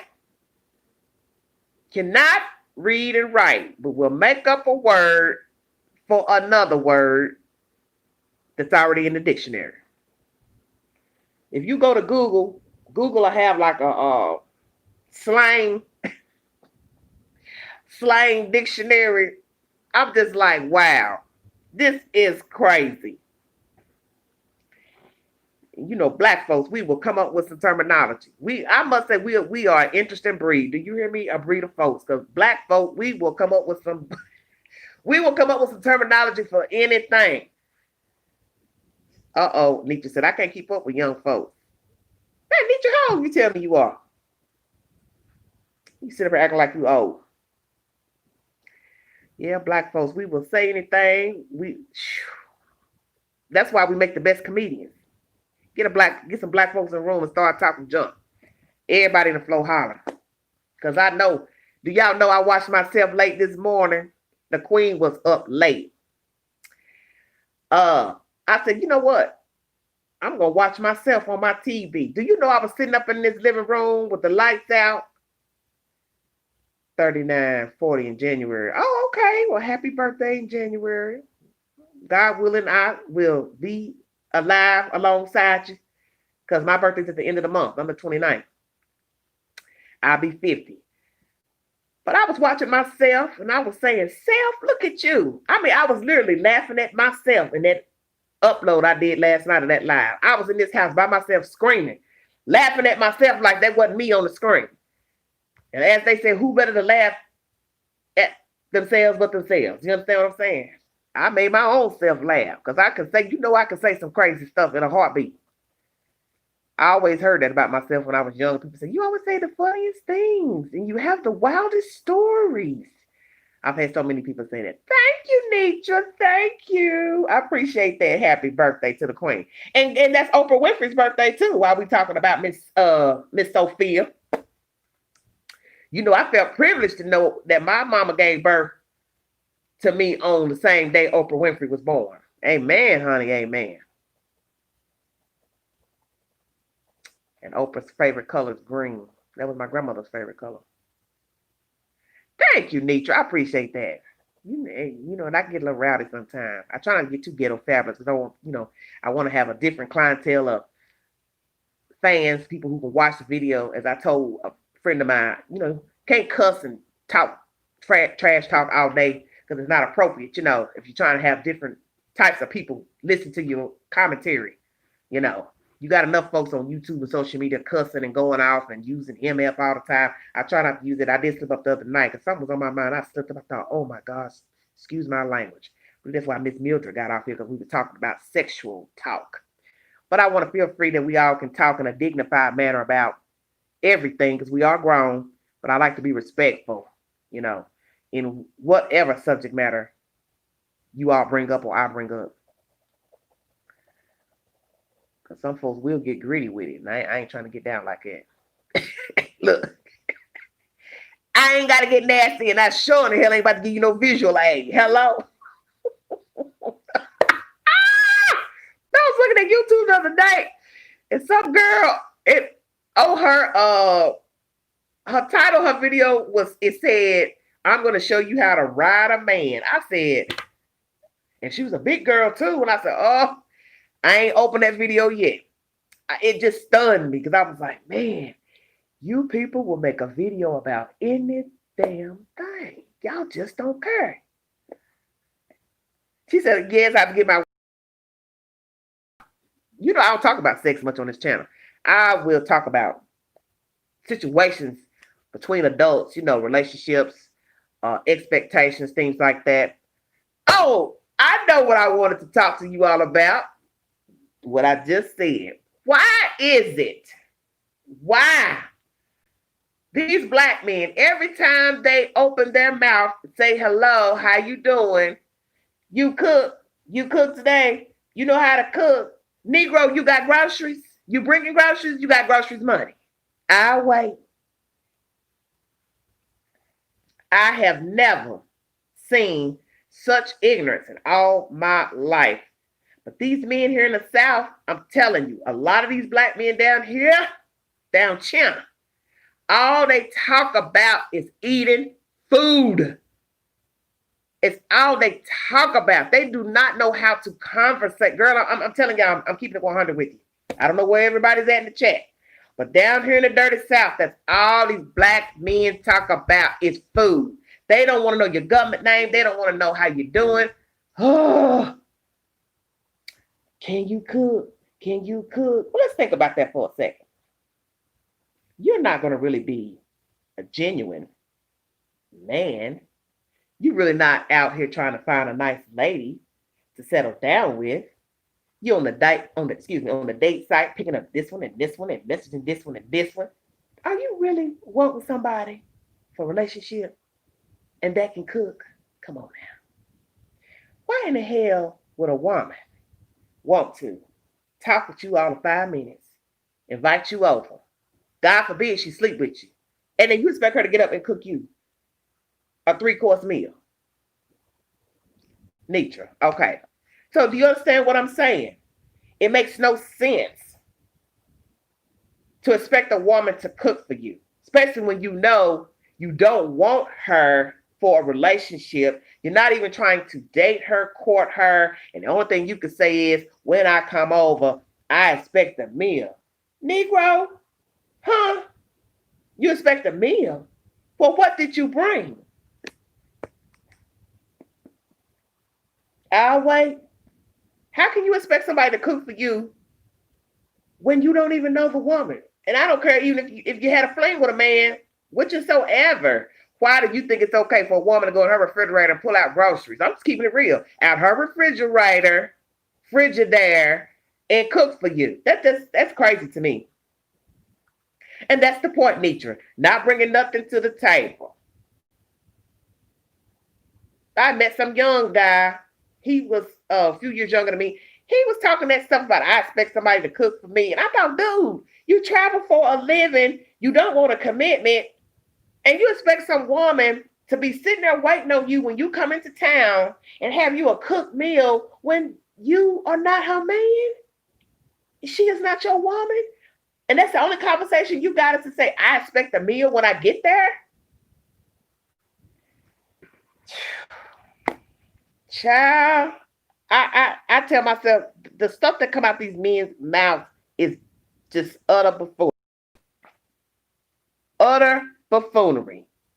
You don't even know if you want to date the woman or not. And the only thing you could ask her is, can she cook? Will you cook me something? Will you feed me? Well, will you take me to the mall?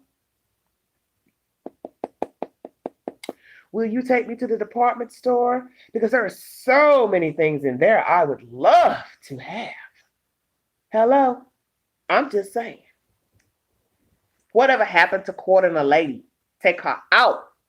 You just want to come in somebody's house and lounge and touch and pat and rub and get your little freak on, and then expect somebody to cook for you, and then you, woo, as they say in the street, ghost a chick after you done got your goodies, her goodies, ate the food out of the refrigerator. She'll hear from you again. You don't answer the phone. You don't text back. See, that makes no sense to me. That's why I tell women, if that's all he talks about when he first meets you on the phone, start asking you, do you cook? You already know. He don't want nothing. He don't want nothing from you, baby. Because a decent man is not going to be asking you, do you cook? That's not the point. You're supposed to be talking about her, what she likes to do, what her qualities are. You're supposed to also reciprocate and say what you like to do, what you about, your goals, blah, blah, blah. Who the hell cares about who can cook or not? You don't even know the person. Why don't you try to get to know them? That's why I said, when they start that, talking about food, that lets me know he is not getting ready to take me nowhere. Ding. That's the point I'm trying to make. He's not trying to take me nowhere. He's not trying to take another female anywhere. Because he worried about, do you have food in your refrigerator? So therefore, if you have food in your refrigerator, he know he can come there and get him some victuals. Pray he can get him some goodies. And then, ting, he out the door gone. Till the next time he decides he want to come by hungry, thirsty. No. That is such a turnoff. As I said to y'all before, I always want to talk about sexual activity, and I always want to talk about eating food. I guess hell they go hand in hand. I don't know. You done worked up a sweat, now you ready to eat. Shut your mouth. Well, you better go to McDonald's. You best go to Mickey D's and get you a meal before you visit. I mean, it's sad to me. And I've just noticed that because I noticed when I was younger, my 30s, I go out of town, like I told you, I go to Chicago to visit for Christmas, whatever. The men I met, they never asked me, did I cook? They never said, hey, I like to come over. Hey, what you cooking? They'd be like, hey, what would you like to do? Hey, I'd like to take you out. She said, talking about cooking from scratch. Well, whether it's scratch or whatever it is, need your dang. You're supposed to be trying to get to know a lady. Why are you worried about if she can cook or not? You don't even know her yet. You ain't taught long enough to learn nothing about her.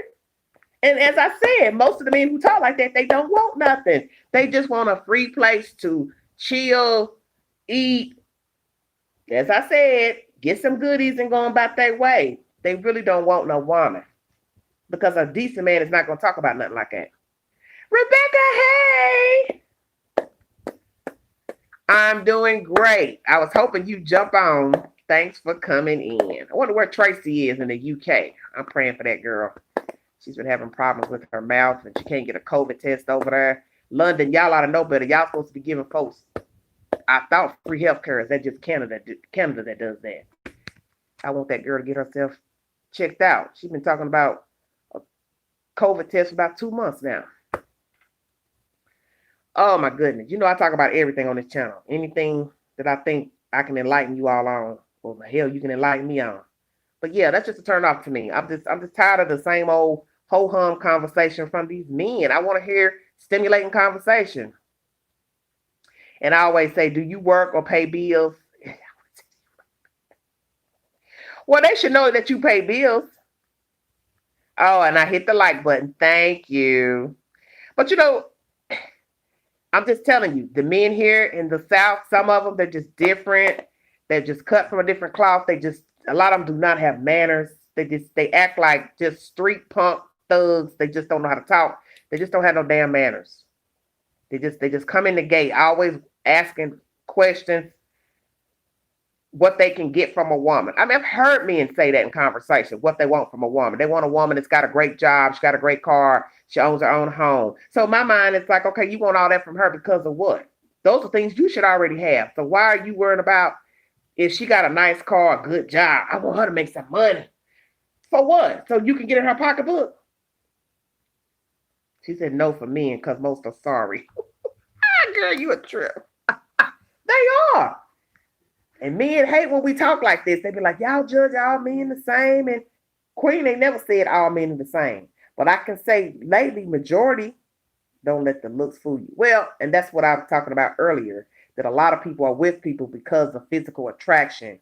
And I said that today watching that damn 90 Day Fiance with that Chantel and all that. Oh, Lord. These people,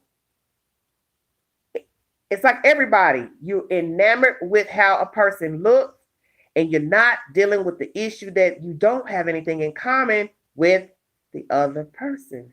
You don't have the same mindset. You don't have the same goals. You look good, he look good, you done messed around, now you're playing house with each other, and you're really not happy. You're really not happy. Maybe lonely, want somebody. But baby, what is worse? Being with somebody and you're not happy. Or be alone and try to have peace of mind. Girl, that 90 Day Fiance is ridiculous. I was watching that Chantel, the family Chantel today. Oh, Lord have mercy. Well, Rebecca, the young, they're all messy, honey. Trust me, the queen talks to all kinds, young, older, middle age. The game is the same. It doesn't matter if they're white, black, Puerto Rican, Mexican, Indian, Hindu. Oh Lord, it does not matter. The game is the same. I swear it is the same. I know that's why I'm single now. I love the previous season. Oh, yeah, that family Chantel, they hell. All them. That brother Royale or whatever his name is, him and that little Oriental girl. I don't know about them. I don't know about them. I don't know about them. That 90 Day Fiance, that's a wicked show. But I have so enjoyed you all. I love talking to you all now. I have to say I go live now. I don't have to upload no videos. You know, I just go on, paint my face, and get on here and just start talking and see who jumps on. Well, I pray I have a fruitful week, a prosperous week, and I pray the same for all of you all. And I pray I get nobody pisses me off and get on my damn nerve. I'm irritated tonight. I'm just right now. I'm just in a place where I'm just, wanting more, wanting peace of mind, wanting to do some things in life. I'm just ready to get on with the get on. That's all. It gets like that sometimes. You want something else. You want something else. You want to see something else. You want to hear something else. You want to be in a different environment. You want to be around different people. You don't want to look at the same concrete, same trees, same buildings. You just want to see something else. And you have that right.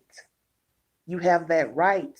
And nobody has the right to tell you what is best for you. Because only you know what is best for you. And I'm one of the kind of people, you can't come to the queen talking about what's best for me. Why you don't want to live here? Why you don't? I want to say, you just say you like it here. You comfortable here. You set roots here. But I'm not you. I'm not in your position. And that's the bottom line.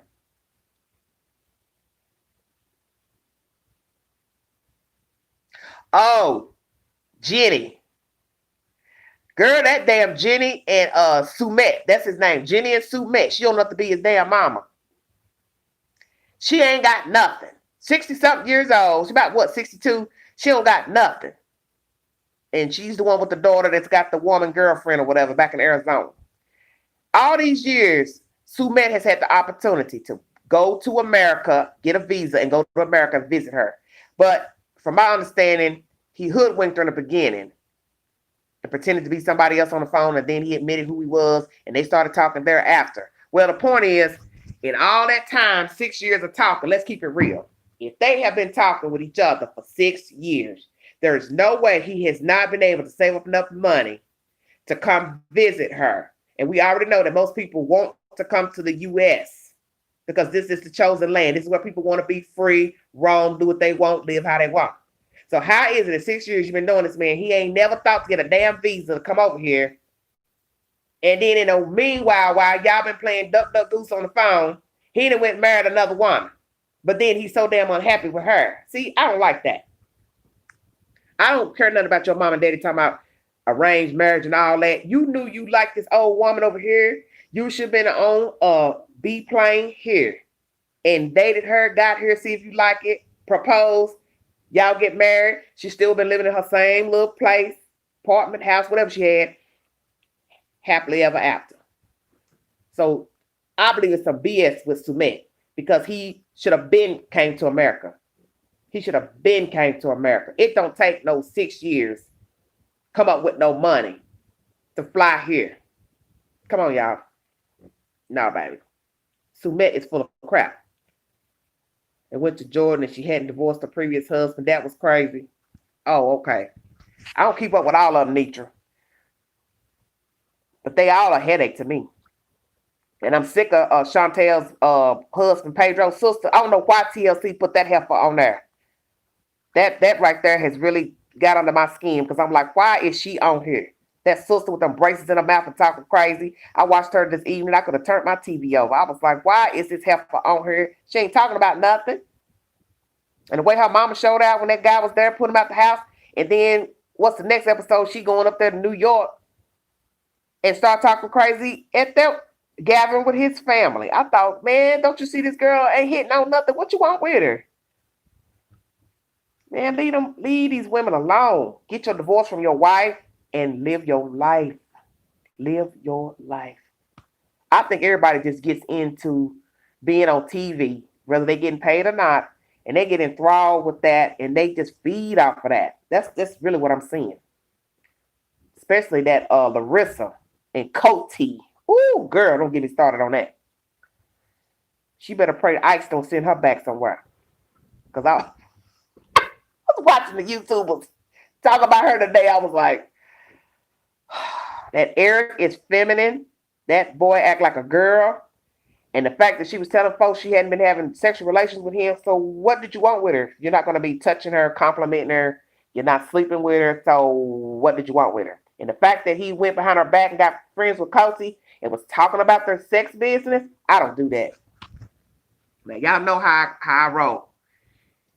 If the day I find out you've been talking about me behind my back to a man I done been with or married to, and y'all are now buddies, and y'all been swapping sex secrets about the queen, ain't nobody getting about to get no conversation out of me. Don't say shit to me. Nothing. And today I learned she was supposed to be moving to Colorado with him and his mother when ICE came and interfered at the U-Haul. And how about his mama named Debbie too? Two Debbies. Girl, you better shut your mouth. It's hard to believe that this stuff is real life. I ain't lying. I guess I will be single. 18 in the room, 28 thumbs up. Y'all are so good to a queen. Lord, it's raining outside. I hear the rain coming down. I got my door cracked, my balcony door cracked. I hear the rain coming down. I have thoroughly enjoyed you guys. 1 hour, 46 minutes talking to you all. Y'all have really lifted my spirits because the queen has just been so moody lately. I'll be up and down, up and down. It's been raining all day long. Edward, where did you tell me you were? I will be done. Yeah, Nitra. That to me is a no-no.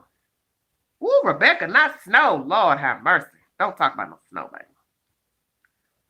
But yeah, a man talking about a woman behind her back sexually to other people. I don't care who it is. If it's a female, if it's his mama, his homeboy, that's a wrap. That's a wrap for me. I bet I never hear you discussing me. I don't have nothing to do with you. Cincinnati bipolar weather. Girl, you crazy. Tuscaloosa. Edward, you gonna have to holler at me. On Instagram. I told y'all to ring me up. As long as y'all don't act crazy. I told you y'all welcome to call me anytime. Big Sexy 71 on Instagram. They give you the option to video chat so you all can call the queen and talk to me. Whenever y'all want to chit chat, tell me something. I ain't really been talking to too many people off of social media. Friended one person off of social media, we talk. But that's it.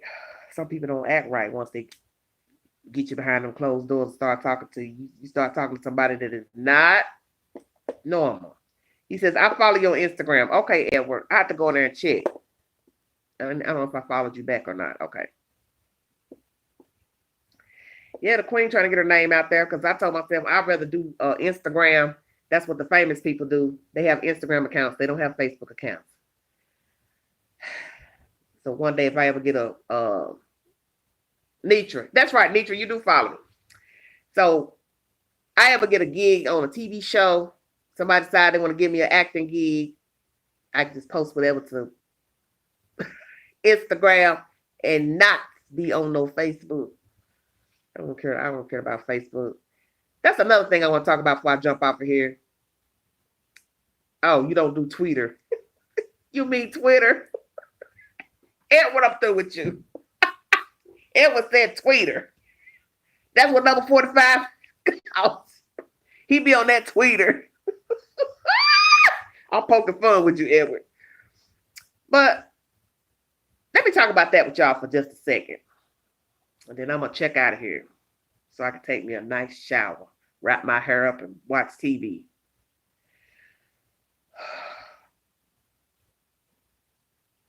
Why would you like a person? No, be a friend to somebody on Facebook. Never like a post, never like a photo, but you would go and send them invites to groups, things that you're doing. Well, why would you do that? I'll wait. Help me understand. Y'all help me understand. I have Facebook friends who don't watch my YouTube videos. They don't like none of my posts. I post a lot of articles and stuff, things going on in the community, neighboring towns, sometimes out of town. It just depends. They don't like nothing. Yeah, Facebook is trash. And then the people who never like nothing I post, oh, you don't be on it long. Okay. They're always the ones sending me stuff to join something. See, that makes no sense to me. You never like a Facebook post. You never like a picture I put up there of myself, a selfie, nothing. But you be the same one to send me something, an invite to like a group or organization you in or a part of or something that you promoting, a travel club. Sweetheart, you never liked nothing I post. You never even get on one picture and say, nice picture, Angela. You look good, Angela. But then you'll send me an invite to be a part of a travel club and or some organization you promote. I mean, yeah, they do too much. Let's call it what it is. Facebook is an entity. YouTube is an entity. Twitter, entity. Instagram, entity. We make social media. We make YouTube. We make Instagram. We make Facebook. That's the point. Because, we always say that. Woo, Facebook a trip. Woo, YouTube a trip. No, YouTube is just what it is. An avenue, a platform, a way to watch stuff. Facebook, same thing. We as the people make everything. So it's we that is the problem. Us. We the damn problem. Putting foolishness up there, talking crazy, cussing, fussing, disrespectful. It's sickening. Sending out friend requests to people, accepting friend requests, and then hell, somebody posts something, you won't even like nothing that they got up there on their page that's decent. But then you the same one gonna be all up in their DMs, sending them stuff, wanting them to like a page or organization. I ain't liking nothing. I said it, and I don't care if you're watching my video and you hear what I'm saying. I'm keeping it real. I'm not joining no groups, travel clubs, travel, whatever these girls be sending me. Well, it was they got TikTok. Honey, I don't know nothing about no TikTok. I'm old school. Speak on it, Queen Rebecca. Thank you. But I'm keeping it real. You my Facebook friend. You either send me a friend request or I've friended you, and you never like one post I put on the page, but then you got the audacity to send me something to join that you are a part of. You really don't know the Queen. Because I don't rock like that. I don't rock like that. And I jump on and off this Facebook stuff. I really don't care for Facebook, to tell you the truth. I don't have to be on there. I don't have to be on there. Just like I told my baby sister today. I talked to her. She just went to Las Vegas. She out there vacationing for a couple of days by herself. Crazy tale. And I said, do you even watch my videos? She paused. I said, oh, I guess I got my answer. Well, I some things I watch, but I share your videos. I do share your videos. Damn, you're supposed to be supporting me. You're my sister. You're my baby sister. You're supposed to be supporting my videos, watching my videos. That's the point. Damn. It's like, what is the problem with everybody? Who said? I want to read what somebody said. Speak on it, Queen. They what they do, ignore they are keeping you informed. They ain't keeping me informed on nothing. You ain't keeping me informed on nothing. I understand a lot of people have a lot of friends. I get it. So you're getting notifications all day of people posting pictures. Sorry about that. Zoned out there for a minute. support. Yeah, I see that. But you understand what I'm saying, right? You got 500 friends, 1,000 friends. I think you can have up to what, 3,000 friends. So you got that many friends. It's gonna probably be hard for you to keep up with every post, everything a person posts, cousin, mama, grandmama, high school friend, whatever. But I don't have a lot of friends because I delete you in a minute. You get to talking crazy up there, you get to cussing, you get to putting high curling, you get to putting nasty, filthy mouth talk up there. I will delete you in a minute. I'll delete you and or block you. I don't care. I'm not with all that crazy talk. You get to arguing up there, talking about your baby daddy. You get to talking about Pookie, Ray Ray. You get to talk bad about your sister, your cousin. You're arguing with your cousin over something. I don't want to see that on my timeline. Because, see, what I keep telling folks, I didn't send for you. I don't want to see your trash talk on my timeline. I don't like that kind of stuff. And I know a lot of people like seeing people bicker and argue. I don't want that on my timeline. I don't want to look up there and see you cussing out your cousin and your auntie and all that. I'm not down with none of that stuff. That's why I said I don't have to have Facebook. I don't have to have none of it, to tell you the truth. Don't nobody like nothing I post up there, no way. It's the only time they like somebody put a selfie or something. That's it. I don't need this trash. Because y'all ain't in tune to nothing. Messenger is good to have. You meet new people. You really don't want them to have your telephone number. So you tell them, oh, I'm on Messenger. Now that's a good way to meet. Give people a way to contact you, video chat. You don't want them to have your direct telephone number. Because it's really not good to be giving people your telephone number out here today. Too many crackpots out here. And it ain't good to be friending everybody on Facebook either. Because a lot of these people, they are not well. Edward said, I got that. Edward said, I got that too. Edward, you got everything, don't you? What don't you have, Edward? Oh, Lord. Y'all know y'all keep me on my toes. Yes, y'all do. I pray this be a good week this week. Lord, no, I don't need no more shenanigans. Of buffoonery. You try to like all my videos. Well, I appreciate that. I appreciate that, Anna Jackson. I mean, sometimes y'all may not like the topics I talk about. I just try to find stuff I think is stimulating to the brain. I do a lot of crazy crime on this channel. I'm always bringing y'all some crazy crime that somebody done committed. Because I know a lot of people do like true crime. You usually get more views when people indulge in true crime. Y'all like seeing and hearing who got hurt, who got shot, which is really it's terrible when you think about it. But that's the world we in. People just rotten. They just doing rotten stuff to each other, and we're enthralled with the rottenness. And that don't sound good, but it's the truth.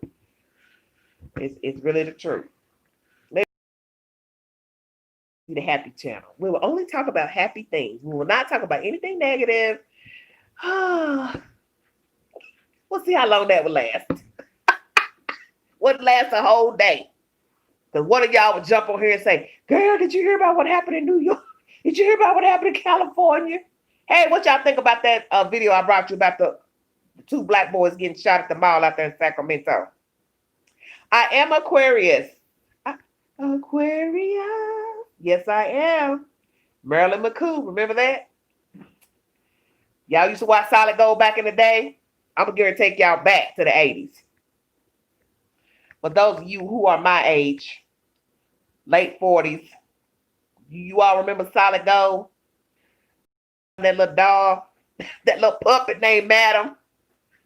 Golly, I'm going way back in the book. Yes, Rebecca, we do. We do have a lot in common. Oh, Lord, I'm going to take y'all back. So what do y'all think about that shooting in Sacramento? Two black boys at the mall got shot. I don't know why they got shot. They both have the same last name, Reed. One was 17, one was 19. They are both deceased from a shooting on Black Friday. And Lord, that was sure enough Black Friday. Sending condolences to those young men's family. Yes, Nitra, thank you. Oh, I'm younger than you. Okay. When? Black Friday, baby, Edward. Two black boys got shot at the Sacramento Mall around 6 o'clock Friday, Sacramento, California. And the gunman is still on the loose as far as I know. I don't think they caught him. I'll have to go in and check. Yeah, I put it in the last video. One of my videos, one of my uploads. And then I told you all about the shooting in Nevada in one of my lives this week, where a young couple went on a shooting spree in Henderson, Nevada, right outside of Las Vegas, and started shooting people randomly from their car. Nasty, you know what? And they apprehended them in the state of Arizona on unrelated charges. So as I stated to you all, I don't know if they are from Nevada or if they're from Arizona, but they were apprehended in Arizona, a couple between the ages of 20s and 30s, and they shot about 4 or 5 people in Henderson, Nevada, and one person is dead. I think one person's dead. I wrote down in my notes. Let me check, because I was trying to keep notes. If I give y'all the 411 recap, these people are just sick out here. Oh, I've got some other information I had on here about tax credits and more stimulus. Y'all want to get some more stimulus money. Yeah, 1 dead and 4 injured on Thanksgiving in Henderson, Nevada. A man and woman randomly shooting people while driving through the city. 800 block of East Lake Mead Parkway. There was a 22-year-old man shot, 23-year-old woman, 18-year-old man, 53-year-old man, and a 41-year-old man was shot. And they are all believed to be expected to live, except for the one person that was deceased that died. Crazy.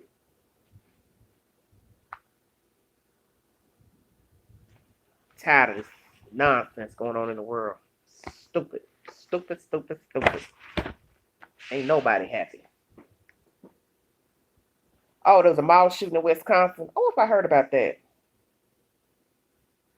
Well, Nitra, they ain't got nothing better to do. See, that's what's wrong with the world. A lot of people are lost. That was something else that was on my mind, too. I'm just shooting from the hip in this video. Stuff that I've been thinking about. You know, disingenuous people, self-serving people, people that don't want to be bothered with you. People come around only when they want something. People only call when they want something. Call today, pretend they like you. Call today because they want to bring you something. Then 3 days later, don't answer the damn phone. What is wrong with everybody? A white man did the shooting in the mall. Oh, okay. I was getting ready to say something else. I forgot what I was getting ready to say. I'm losing my train of thought too easy. That's not good. I was going to tell you something else. But I can't think now. What it was? It's bad. Another complaint I had about folks. Mo 3 said, everybody ain't your friend. That's the truth. These folks are just devils out here. I'm about ready to do a 360. Well, Edward, let me tell you something. When he got elected, he just showed us what the world is made of. The kind of people that are out here, the kind of people who rally behind him currently. He showed us what people are made of. He showed us how people think. He showed us that people think like him. He showed us that people act like him. That's what number 45 did. He just re-enlightened us of what was already wrong in this country. Let the church say amen. Amen. Some of y'all done sloughed off. I got 14 in the room.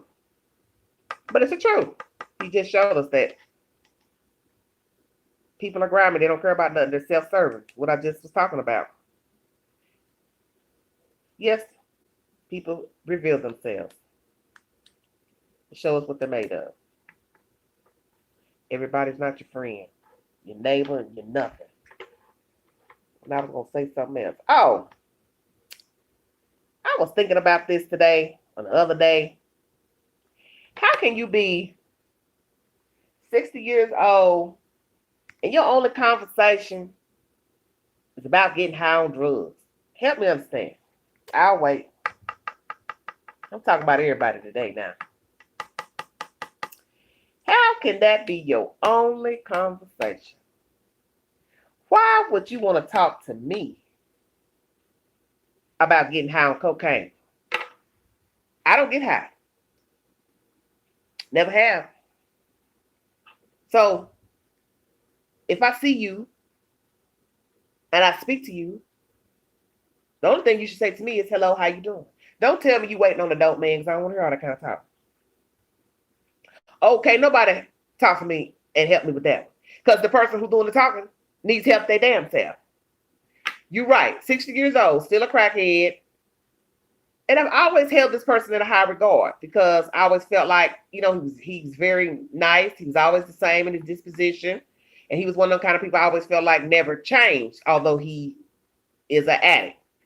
But as of late, past couple months, every time I see this fool, it's to the point where he don't know how to just say, hello, how you doing? It's like you say, hey, how you doing? What you up to? And he comes back with, you know what I'm doing. I'm waiting on. And I told him a couple months ago, stop right there. I ain't interested in that. And you shouldn't be telling me that. Well, I'm grown. What I say? I'm not interested in that. I said, hello, how are you? I didn't ask you about wanting to get high, waiting on the dope man. That's not what I asked you. I said, how are you doing? Right, any age. Thank you, Edward. Now, that's the best comment ever. Any age. Because it's really sickening for you to be 60, that's been in and out of jail all your life and still been getting high, and then that's your only conversation now when somebody see you, they say hello to you. The first thing you say is, you know what I'm doing, I'm waiting on the, and my thing is, like I told them, I don't want to hear that kind of talk. I'm just saying hello to you. You ain't got to tell me you waiting on nobody because I don't care. And really, you ought to be ashamed you be saying it anyway. Well, he already said that too. I like getting high. Because he tried to get smart with me one time back in the summer. Well, I like it. I'm grown. Look, Negro, I don't care nothing about you wanting to get high. Ooh, you really don't know the queen. Knock yourself out. Knock yourself out. Would you like for me to get your bag of straw or some pipes to help you continue with your crack habits? Would you like some help? Because the queen don't care. But what you're not going to do is enlighten me on your crack itinerary. That's all I'm saying. Keep it 100 with me.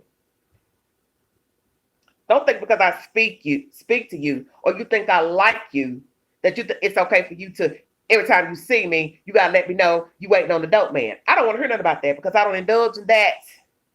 I'm not hanging with no dope dealers. I'm not hanging with nobody that uses crack, pop pills, meth. So I don't want to hear that in my conversation with you. And that's my prerogative. I don't have any respect for him. Yeah, I'm saying it. I'm keeping it 100 because I think you just disgusting. And you're somebody who I really actually liked as a friend. But I noticed you don't know when to keep your mouth closed. You said it's heartbreaking. Girl, Nietzsche. Now that sounds like a Lifetime movie. That's heartbreaking. I ain't trying to be funny. That's just a fool. You ought to want more for yourself. And then you had the nerve too to be keeping somebody's kids here lately. Yeah, I said it. I'm putting the business out there. We are now the confession tapes on Everyday Shenanigans. I'm going to start telling y'all all kind of stuff. And they can go back and tell it. Did you hear what she said on YouTube? I think she talking about you. She is. She talking about you. Because I know somewhere in your mind and your mouth you done talked about me. This is stupid to me. You keeping other people's children, watching other people's children. You have no business keeping nobody's children if you partake in narcotics. That is my opinion. It does not matter if you didn't smoke a crack rock at the time that the children were in your house. I don't give a damn. You're not fit to keep the children. That's Queen's opinion. Ting. And another thing.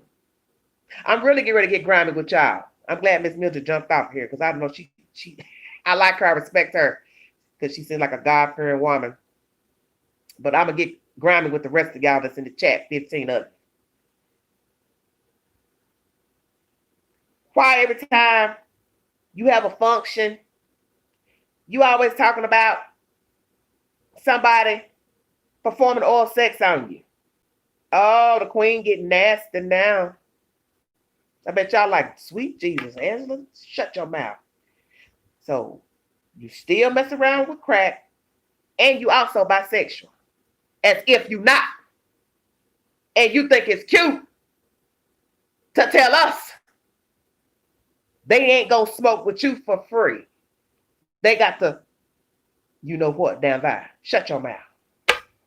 The hell you think I want to hear that in the conversation? Now you see what I'm trying to explain to you all? That people just get beside themselves and think because they know you, they speak to you, they're around you, they're a neighbor, whatever, that they think that's okay to divulge. They still get high and they participate in homosexuality. That is your business. And Queen don't care about none of that. Because I don't come to you talking about your drug habit. I don't come to you talking about you having a man perform oral sex on you. So you don't need to bring it to me just because I spoke to you. And it's like you're dancing around the fact that you like men. Because you want me to think you only having a man do that to you when y'all getting high because you sharing the crack rock. But guess what? I'm also thinking you also the same guy that would let a guy penetrate you. And excuse my French, but I didn't know no other way to word it. You see where I'm going with this? Don't dick me around like I'm a dummy and a dodo bird. Because Queen ain't dumb. Don't try to make me think you only mess with men when you getting high. So what you telling me is when you decide to get high and you go get the dope from the dope man, you then go find a man to get high with. Why is that, Satan? I'm waiting for y'all to comment below. Why you only getting men to get high with? Ting, who you fooling? Nobody. Women still get high. I know a woman right now still get high, and you know it because you friends with her sister. So why you don't call that sister, the other sister, and say, "Hey, girl, I got me a little something. You want to get high?" Why you always getting high with men? Because you like men. You attracted to men. Quit trying to make it seem like you only doing it because they want to do it. They want to get high. So the exchange is, in order for us to get high together, you got to go down on me. And you want me to sit here and believe that? Drop the mic. I dropped it. Ting! Oh, yeah, the Queen is confessing all kind of buffoonery that I come across and hear. So you see what I'm trying to explain to you all? What I don't want in my peripheral, what I don't want to hear about, come to the Queen correct. Come to me with some respect because I'm going to respect you. And I've noticed lately, past year or two, this person who I thought was a really cool person can't seem to keep his mouth closed and likes to divulge this type of talk. And it's improper.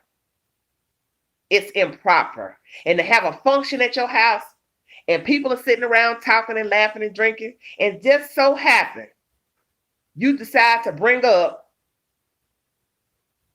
drugs in a conversation.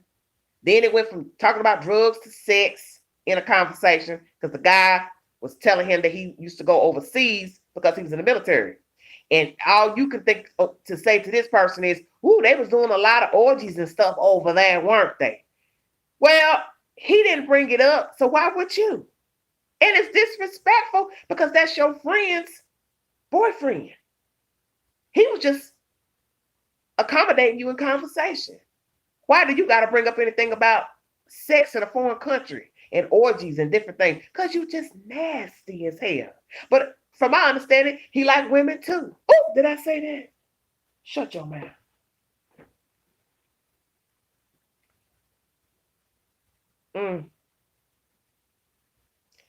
Cat out the bag. Guess what? Neutral. Cat been out the bag. What you talking about, Willis? Cat been out the bag.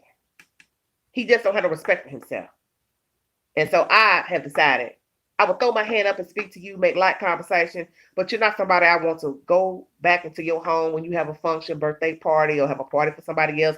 I don't want to be bothered with you. I don't want to talk to you long-winded because I know you don't have no, as you say, filter, and you're disrespectful, and you think it's okay to talk about, excuse me, smoking crack and homosexuality all in the same bagpipe. Queen is not enthralled. I'm not enamored. It's not cute to me. And you just don't have no respect for yourself. And you don't have no respect for me. And so see, that tells me a lot that I didn't really know you. You said I know people were just stunned and looking shocked. Well, music was playing and stuff when he made that comment about asking the guy about orgies and stuff, so everybody couldn't hear. And then he went from that conversation to that guy and talked to another guy. I think he made a reference to him that he still get high. So everybody couldn't hear because music was up. But the conversation he's had with me out here on the street, curb, that was just he saw me and it'd be like, hey, how you doing? Then bring that up. Oh, I'm waiting on the such and such. You know what I'm doing. Who cares? Who cares? Who cares? Who cares? Keep that to yourself. Stop telling people you like smoking crack. Stop telling people you have men suck your private part to share the crack rock and the pipe. Stop talking about that because it's disrespectful. Of course he's proud of it. If a person will tell you they like getting high, they're not going to stop. They don't mind having a party, a member, smoke with them, and then perform fellatio on them. He already let you know what he about. Nietzsche said common courtesy. Ooh, Carolyn said he nasty too. But that's it. But this is what I'm trying to tell you all. People nowadays have no respect for themselves. They do not know when to shut up. They do not know when to keep certain things to themselves. People, men and women, have a habit of telling all their business. They love to talk about sex.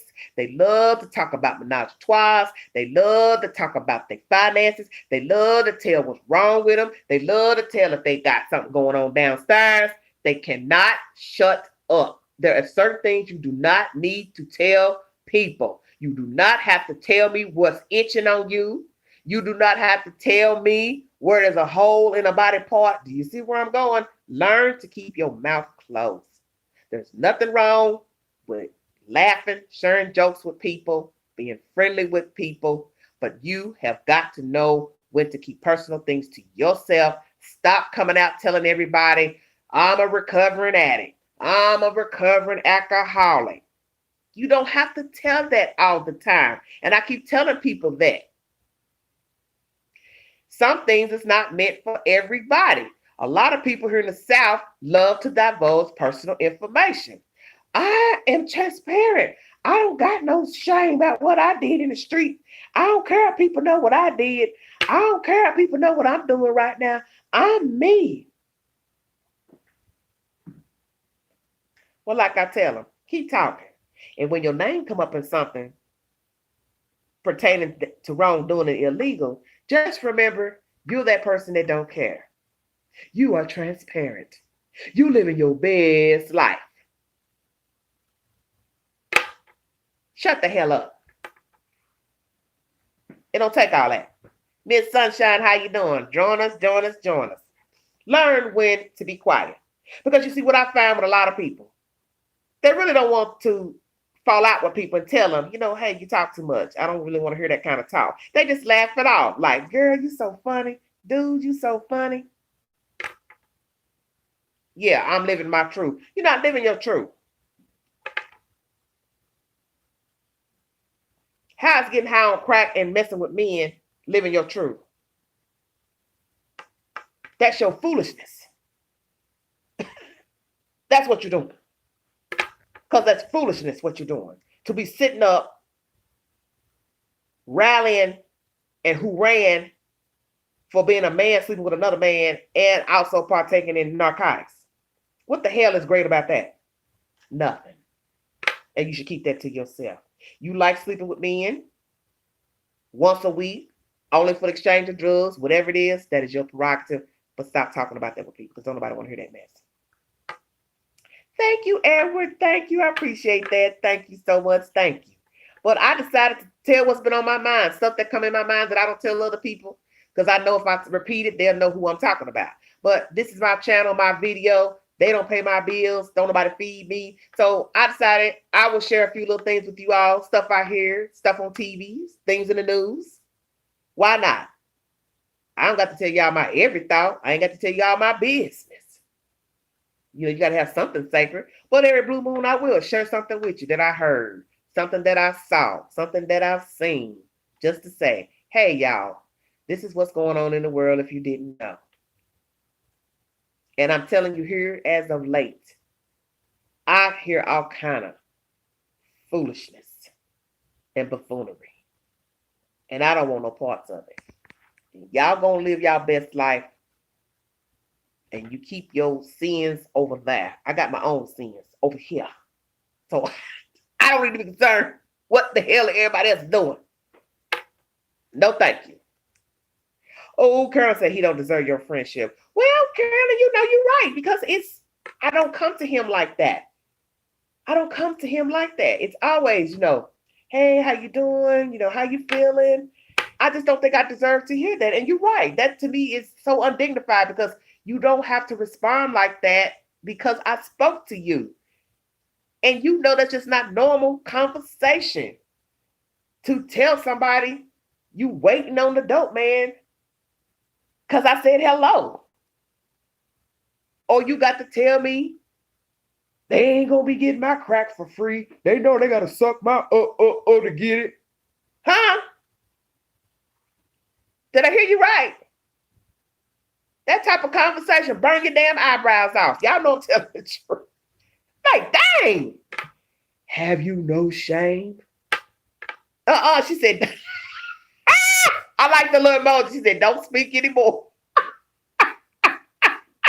Look, Edward said, he said, what? I'm just like, dang. Yes, Nietzsche's right. Respect people is what is lacking these days. This is true. This is true. People don't have no respect for you. They just tell you everything wrong in their life. I could be anywhere. I could be at the grocery store, the Dollar Tree, at the doctor's office, anywhere. People will tell you everything wrong in their life. They will tell you who hurt them, beat them up, socked them in the eye, robbed them, pill pop. Because we are in the South. We have a pill epidemic here in the South. We have a meth problem here in the South. And these people are on it. And I'm telling you, they don't mind telling you they're an addict. They don't mind asking you for the drugs. They don't mind asking you about it. They don't mind talking about anything wrong in their life. And it's sickening. Nobody has any respect to say, I think I might need to keep that to myself. Just some things is best you don't talk about with people, whether you know them or they're strangers. Just keep it to yourself. And that's another confession for today. Another confession. Anything else y'all want to talk about? I'm 2 hours and 23 minutes in. This is going to be a wicked video. When I unload, Lord have mercy, upload rather. I have thoroughly enjoyed you all. I have. I'm probably gonna check out of here because I think we done talked about too much on this live. Lord have mercy, Jesus. We done went to the belly of the beast. Woo! We done brought Satan up 3 times. He jumped up, didn't he? He said, I heard you calling me, ain't you? You calling my name. He jumped up, didn't he, y'all? He came right on up with his stinking tail. Look, I talks to Satan, I sure do. I let him know. Not today, buddy. Not today. Thank you so much, Nietzsche, Rebecca, Edward, Carolyn, all my little friends in here, 16 of you guys in here, some probably just Carolyn, just hanging out, as y'all love to say, in the bushes, but I don't mind, because I tell you, I don't get personal about that. Sometimes people listen just to see what the creator's talking about. It doesn't mean, they actually stalking the page. We all entitled to listen to a person's commentary without commenting. As they say, we can agree to disagree. But this is the Queen. This is a commentary channel. No fluffs, no frills, no videos, no animation. Just the queen, bringing you a source of information. I always bring a source. And I give you my commentary thereafter. You are free to talk to me about anything, bring up any subject matter so that you are respectful, excuse me, in your commentary, your comments. We can roll, we can rock, we can do it how you want to do it. As long as we just keep it 100. And I thank you all because I really enjoy talking to you. You have made my night. I think I feel better now doing the lives than I did before because some of you are really loyal. Y'all hanging there with a queen. Y'all comment. Y'all jump on. Let me know what's going on in the community, what's going on the news. And I want you all to pray for me that, things work in my favor, things I got going on personally, that, I get myself together, my attitude, my disposition, all of that, my tongue, all of that, because we all need prayer. And I'll be praying for all of you. And I'll be praying for those who are sick right now, those who have COVID, because it is real. There are people who are sick. There are people in this community who have it. And how about this? Y'all want some 411 before I hit that button? The person I was talking about has COVID. Ting.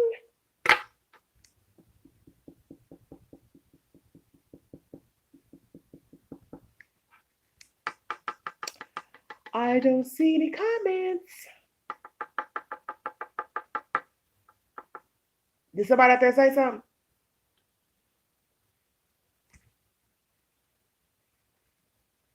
Ain't nobody got no comment before I check out of here? Where y'all at, Carolyn, Nitra, Rebecca? Did y'all not hear what I just said? Edward.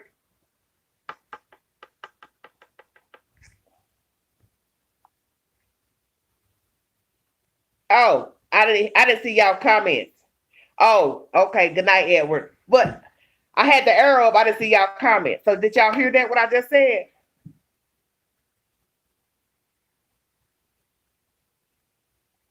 Mr. Happy Pants, Pussyfoot. I like boys smoking crack. Got COVID. Shut your mouth.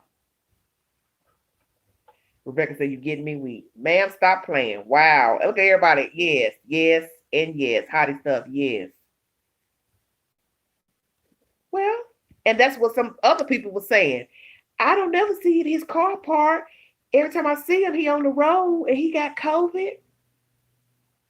I said to myself, now that I'm talking to you all, I'm sitting here thinking about that. You smoke crack? You share a crack pipe? You also perform acts with men and you got COVID? You ain't heard it from me because I ain't one to gossip. Shut your mouth. And right, does he wear I don't know if he wear a mask when he in public. He ain't had one on the times I see him, walking around outside. Now, he may have one in his car when he go in the store, but I also know, he got an elderly mother. So, you have to think about things like that. You walking around, I don't know if he's tested again negative or not because I haven't asked him, but you all see where I'm going. You have this no care attitude about yourself and others. You're walking around having this viral, nasty disease that people are hoping not to get.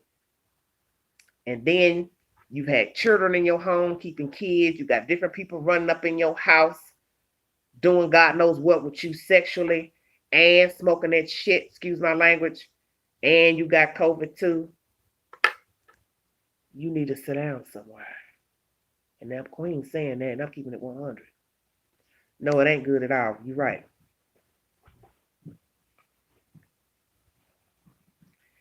Edward said, damn, that's crazy. Woo, baby, the stuff I could tell y'all. Do you hear me? Let me tell you something about the queen. I make a good guess at your house at parties. Because I tell you stuff that will singe your eyebrows. And let me tell you something. I have come across all walks of life. I've been around all walks of life. Street people, professionals, hustlers, everybody know the man. White, black, trust me, I am versatile. I will be friends with all kind of people. I've been friendly with all kind of people. I've talked to all kind of people. I attract all kinds of people. And you'd be surprised the stuff that people talk about and tell. She said, COVID-19 and crack don't mix. No, it doesn't. That's why I'm not going to nobody's house talking, fraternizing. May get in a car or something. I put the mask on, go into business, put the mask on, take the mask off when I come back to the house. But I don't go in people's homes and fraternize. Oh, you think? Oh, well, I don't think he would do that sexually with the children because the people he know they trust him with their kids because he has a lot of people he know.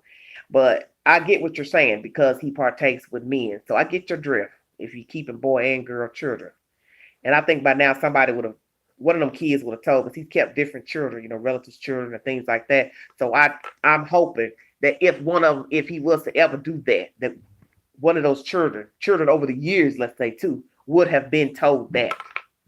But I get what you're saying. See, a lot of people don't think like that. People don't think like, well, they, we know them, we good friends with them, even though we know they might be bisexual, whatever. I don't let them keep my kid anyway. But you got people out here who, oh, okay, I got what you're saying, Rebecca. But we'll just clear it on up anyway. You got some people right now, let's just be truthful, that if they knew you use drugs and you bisexual, they would not want you keeping their children. Oh, you talking about the COVID. Okay. The children need to get tested with the COVID. Oh, of course. I thought y'all was talking about the other stuff and messing with the kids or whatever. But no, I've never heard anything like that. Thank you, Jesus. But what I'm saying is, you have people, if they knew that a man had, you said I was what? What you say, Rebecca?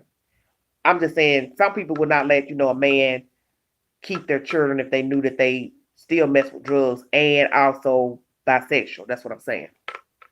But he's got really good friends. So obviously, of course, they trust him. So we'll leave it at that.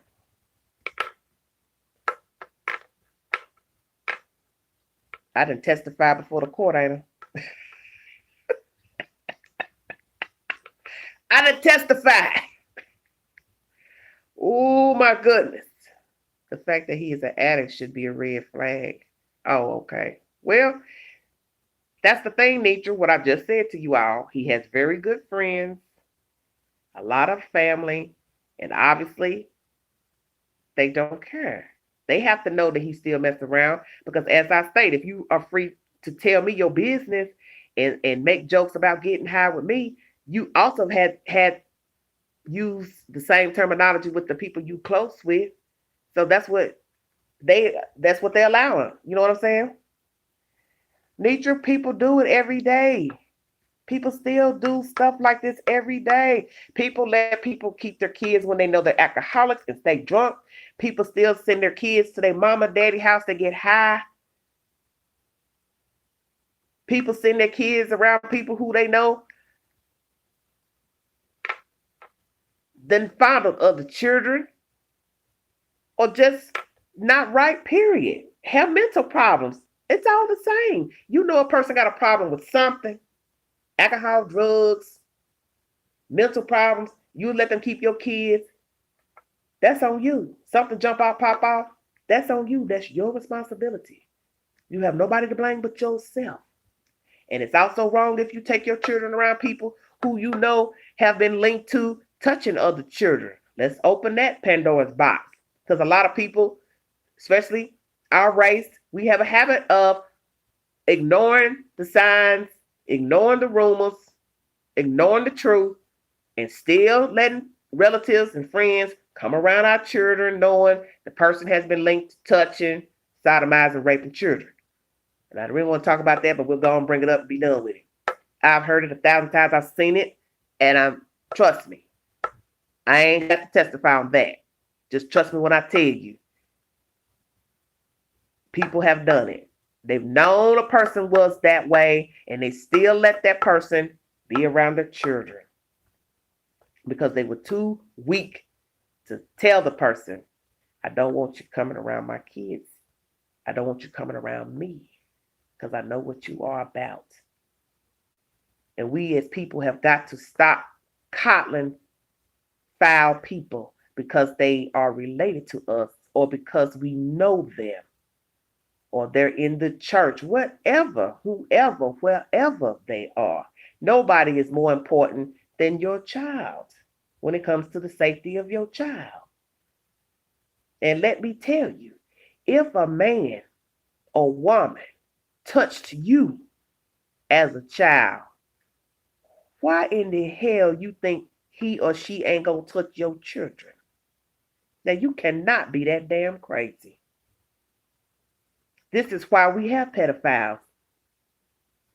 And that's the sad part of pedophilia. Most pedophiles were victims. They were victims. And then they grew up assaulting other children. And then they now are an adult.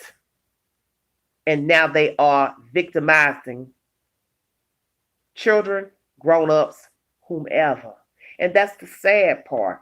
Because see, if you don't get any help for the deviance, then you go on to become the assaulter.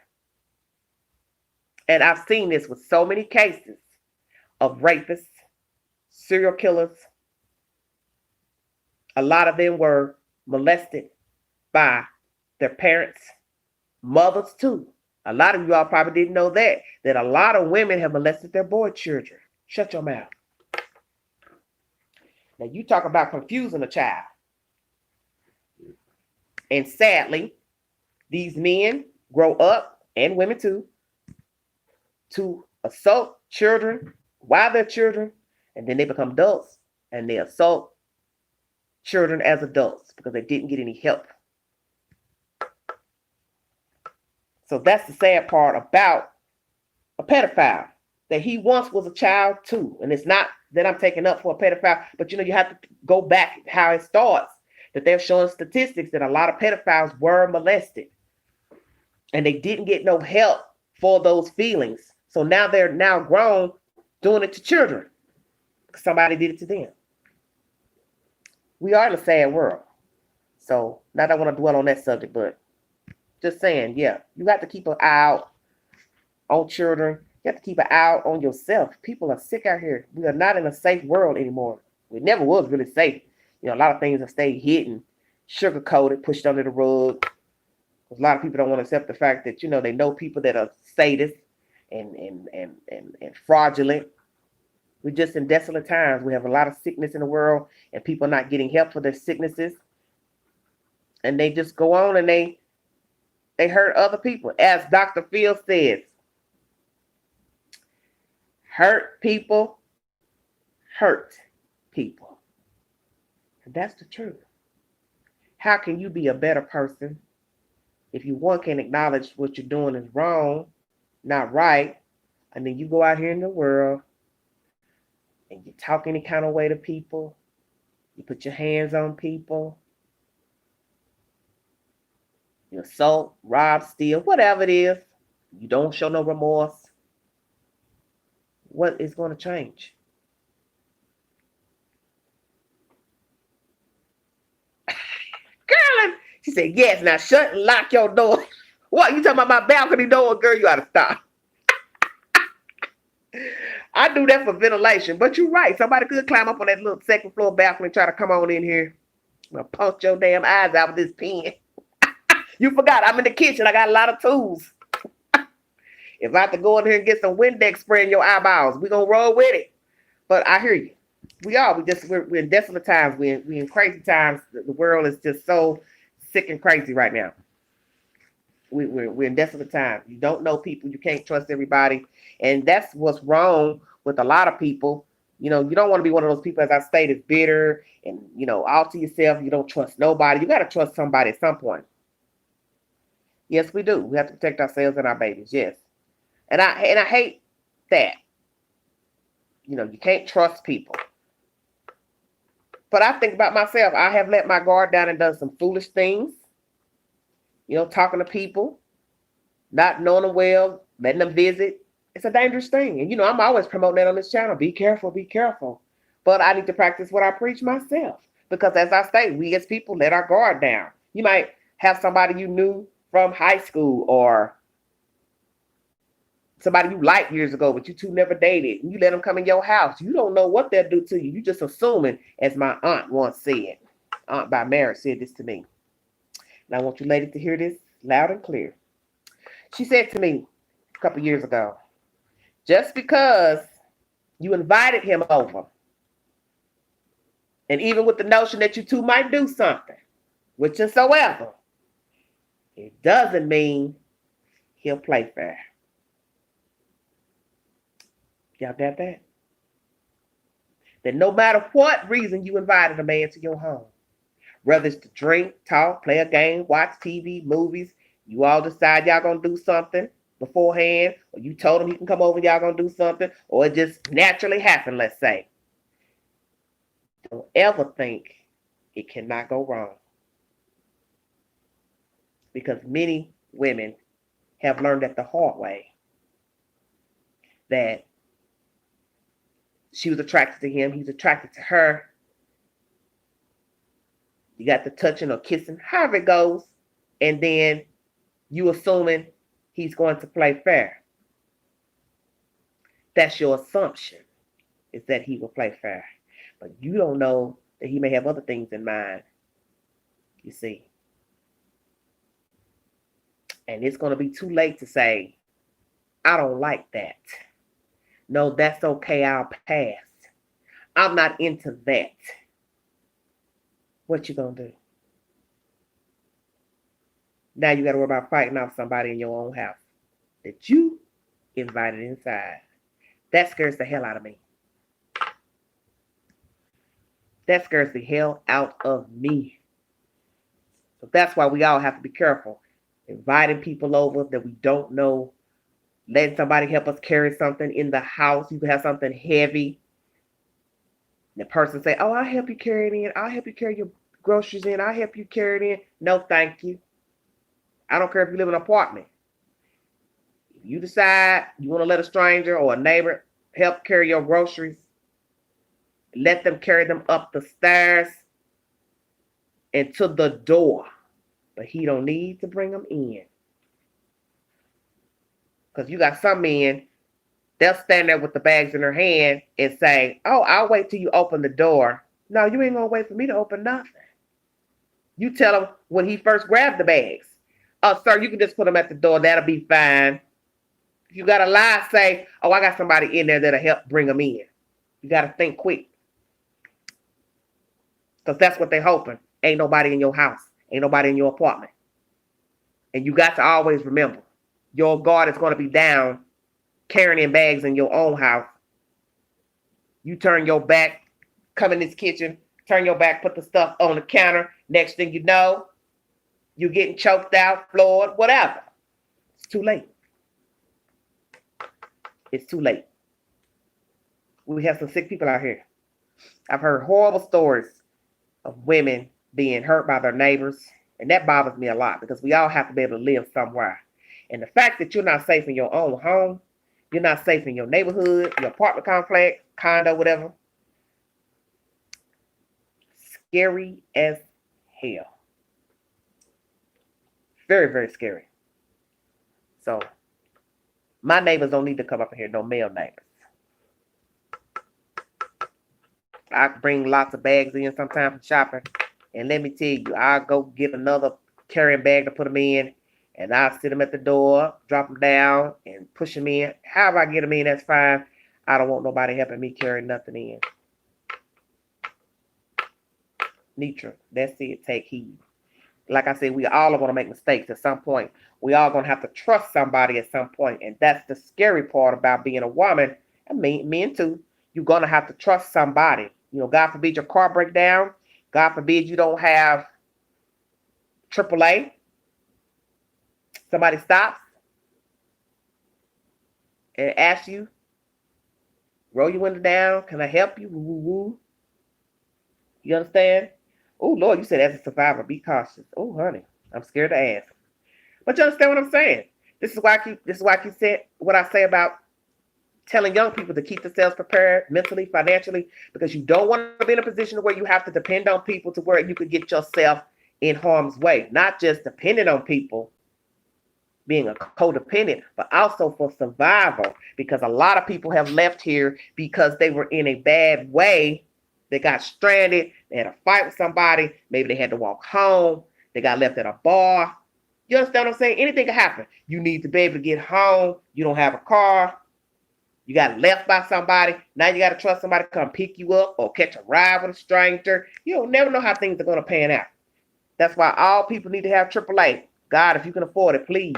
Because you don't want to be one of the people stranded somewhere. You think somebody's nice pulling over to help you, change a tire or look under the hood. You don't know people.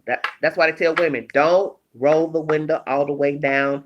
Don't open the door. Somebody walks up to your car off the highway or street, you can crack it and say, I've got somebody coming. Thank you so much. Don't get your tail out that car. Oh, okay. Okay. I got you. You just have to be careful out here. You don't know people. You know, I watch the true crime a lot. I stay on that ID channel. I watch a lot of crazy stuff, Oxygen. And it just amazes me the stories that I hear how these men get women, come in their homes, they break in. You know, they can do that too now. It don't always have to be that you ask for help or let somebody help you or have somebody carry in your bag, a chair or something. Some people are brazen enough, they will come in that house, come through a window. You just got some sick people out here. And that's just sad that you can't live peacefully without having to look over your shoulder. You got to worry about your house. You got to worry about leaving your window up. You can't take a nap or go to bed with a window up. You got to worry about if you get stranded. You got to worry about coming in somewhere dark. It's sick. Right. You're right. People wear masks and they don't look like monsters. Well, let's think about that for a second. When you see these photos of men who have assaulted women, assaulted children, or whatever, a lot of these men are not bad looking men. You know, people are people. So you look at the pictures of some of the serial killers. You know, Ted Bundy was considered a nice looking man back in those days. Although he was a short man, a thin man, but Ted Bundy was strong. So he overpowered them in the end. He started out with a ruse arm and a cast because he had to be able to get you in his peripheral. You see what I'm saying? Get you alone. So it's, hey, can you help me to my car? Hey, can you help me with this bolt on my car? And then you come not knowing that once your back is turned, he gonna pick something up and hit you in the head. How would you know that? Because you're looking at the cast on the arm. He ain't got but one arm. He can't do nothing to me. But little do you know, the cast is a ruse. Ain't nothing wrong with his arm. You remember that in the Silence of the Lambs? When that girl walked by that guy trying to push that sofa in that van? And what did he make her do? He made her step into the van and lift the sofa into the van while she's in the van first with her back into the van. He knew exactly what he was doing. And that's how they operate. And that's how they operate. And if I ain't mistaken, he had a cast on his arm. That movie was crazy. I saw that movie when I was in college. I had just read the book. Matter of fact, I had just read the book on a Friday night in my dorm. I had finished the book, and they were showing us the movie the next day, which that would have been like a Saturday night. So I said, let me finish reading this book. I mean, it was just so weird. I was reading the book the day before the campus was airing the movie. And baby, that Friday night in that dorm, let me tell you, I was so scared to go pee because I had, my dorm room didn't have no restroom. We had to go down the hall to use the ladies' room in the shower. Honey, I ran down that hallway and the lights were dim too that night on the hallway. I ran down there and you talk about trying to use the bathroom quick. I said, Lord, please hurry and come out. Oh my goodness. I said to myself, Jesus, please hurry. Let me TT. Please hurry and TT. I ain't never been so scared. Do you hear me? That book scared the dickens out of me. And I ran up out of there. Ran out of there, washed my hands, ran up out of there, Hurried up and ran back to that dorm room. Shut that damn door. I said, oh, baby. So it was nothing like finishing the book. You know, the book was more detailed, of course. And then watching the movie the next night. The movie was really good. I really liked the movie. But let me tell you, that movie freaked me out just as much as the book did. Because you don't know people. You really don't know people. That's, just that was scary. The way he had her down there in that little pit. Because that's what I tried to envision when I was reading the book. Like, how is this thing down in the ground and she's down in this hole?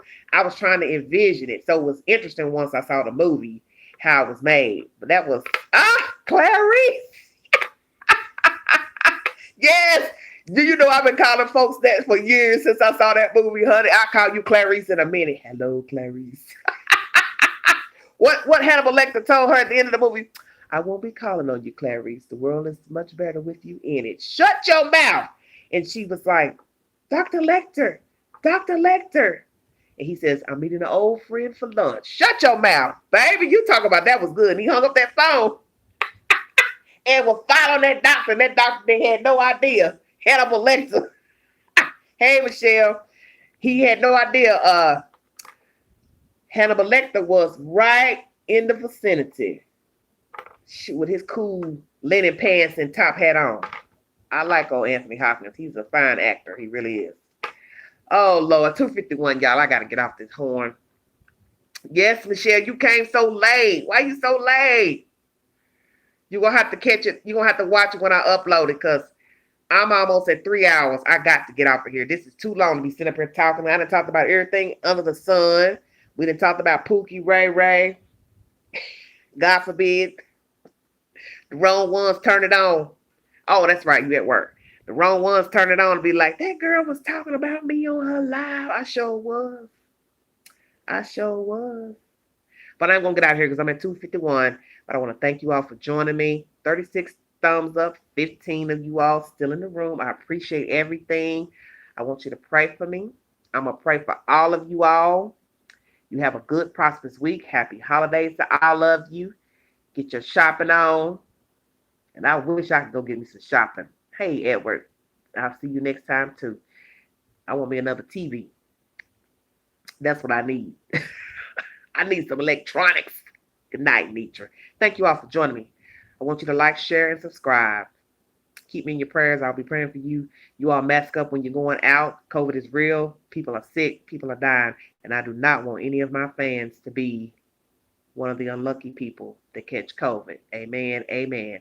Once again, it is said that Mr. Planet of the Fakes has passed away. And there will be funeral service in New York City for him. And I'm going to bring you the said information. I'm praying this all true information that I'm bringing you. If you are in the New York City area and you would like to view the body and or attend the funeral of Mr. Planet of the Fakes, Unity Funeral Chapels, 127th and 8th Avenue on 12/2 Wednesday. The wake will be between 3 p.m. and 5 p.m. and on 12/3 Thursday. The funeral will start at 10 a.m. in the morning. And that is the said information. I'm praying that that is true. All that said information, 2352 8th Avenue, New York, New York, Unity Funeral Chapels. If you have any question about the services or any questions, you can dial 212-666-8300. That is the number I called to get verification of Mr. Planet of the Fakes. Condolences to the family. Sad. Very sad. And I want to thank him, although he's no longer with us. This is true. He shared my videos on his channel, and I am eternally and humbled and grateful for that opportunity. And I thank you all for tuning in, and God bless all of you. If you would like to donate to my channel, feel free to $ Big Angie 129 Cash App. It's up to you. If not, I still love you anyway. God bless all of you. Have a prosperous week. I am out of here. This is Everyday Shenanigans. You all be safe. I'll be back this week. Drop your comments below and tell me what you think of this video. And if you have any news stories that you want to talk about, please drop a comment. And you can also follow me on Instagram, Big Sexy 71. God bless all of you. Good night.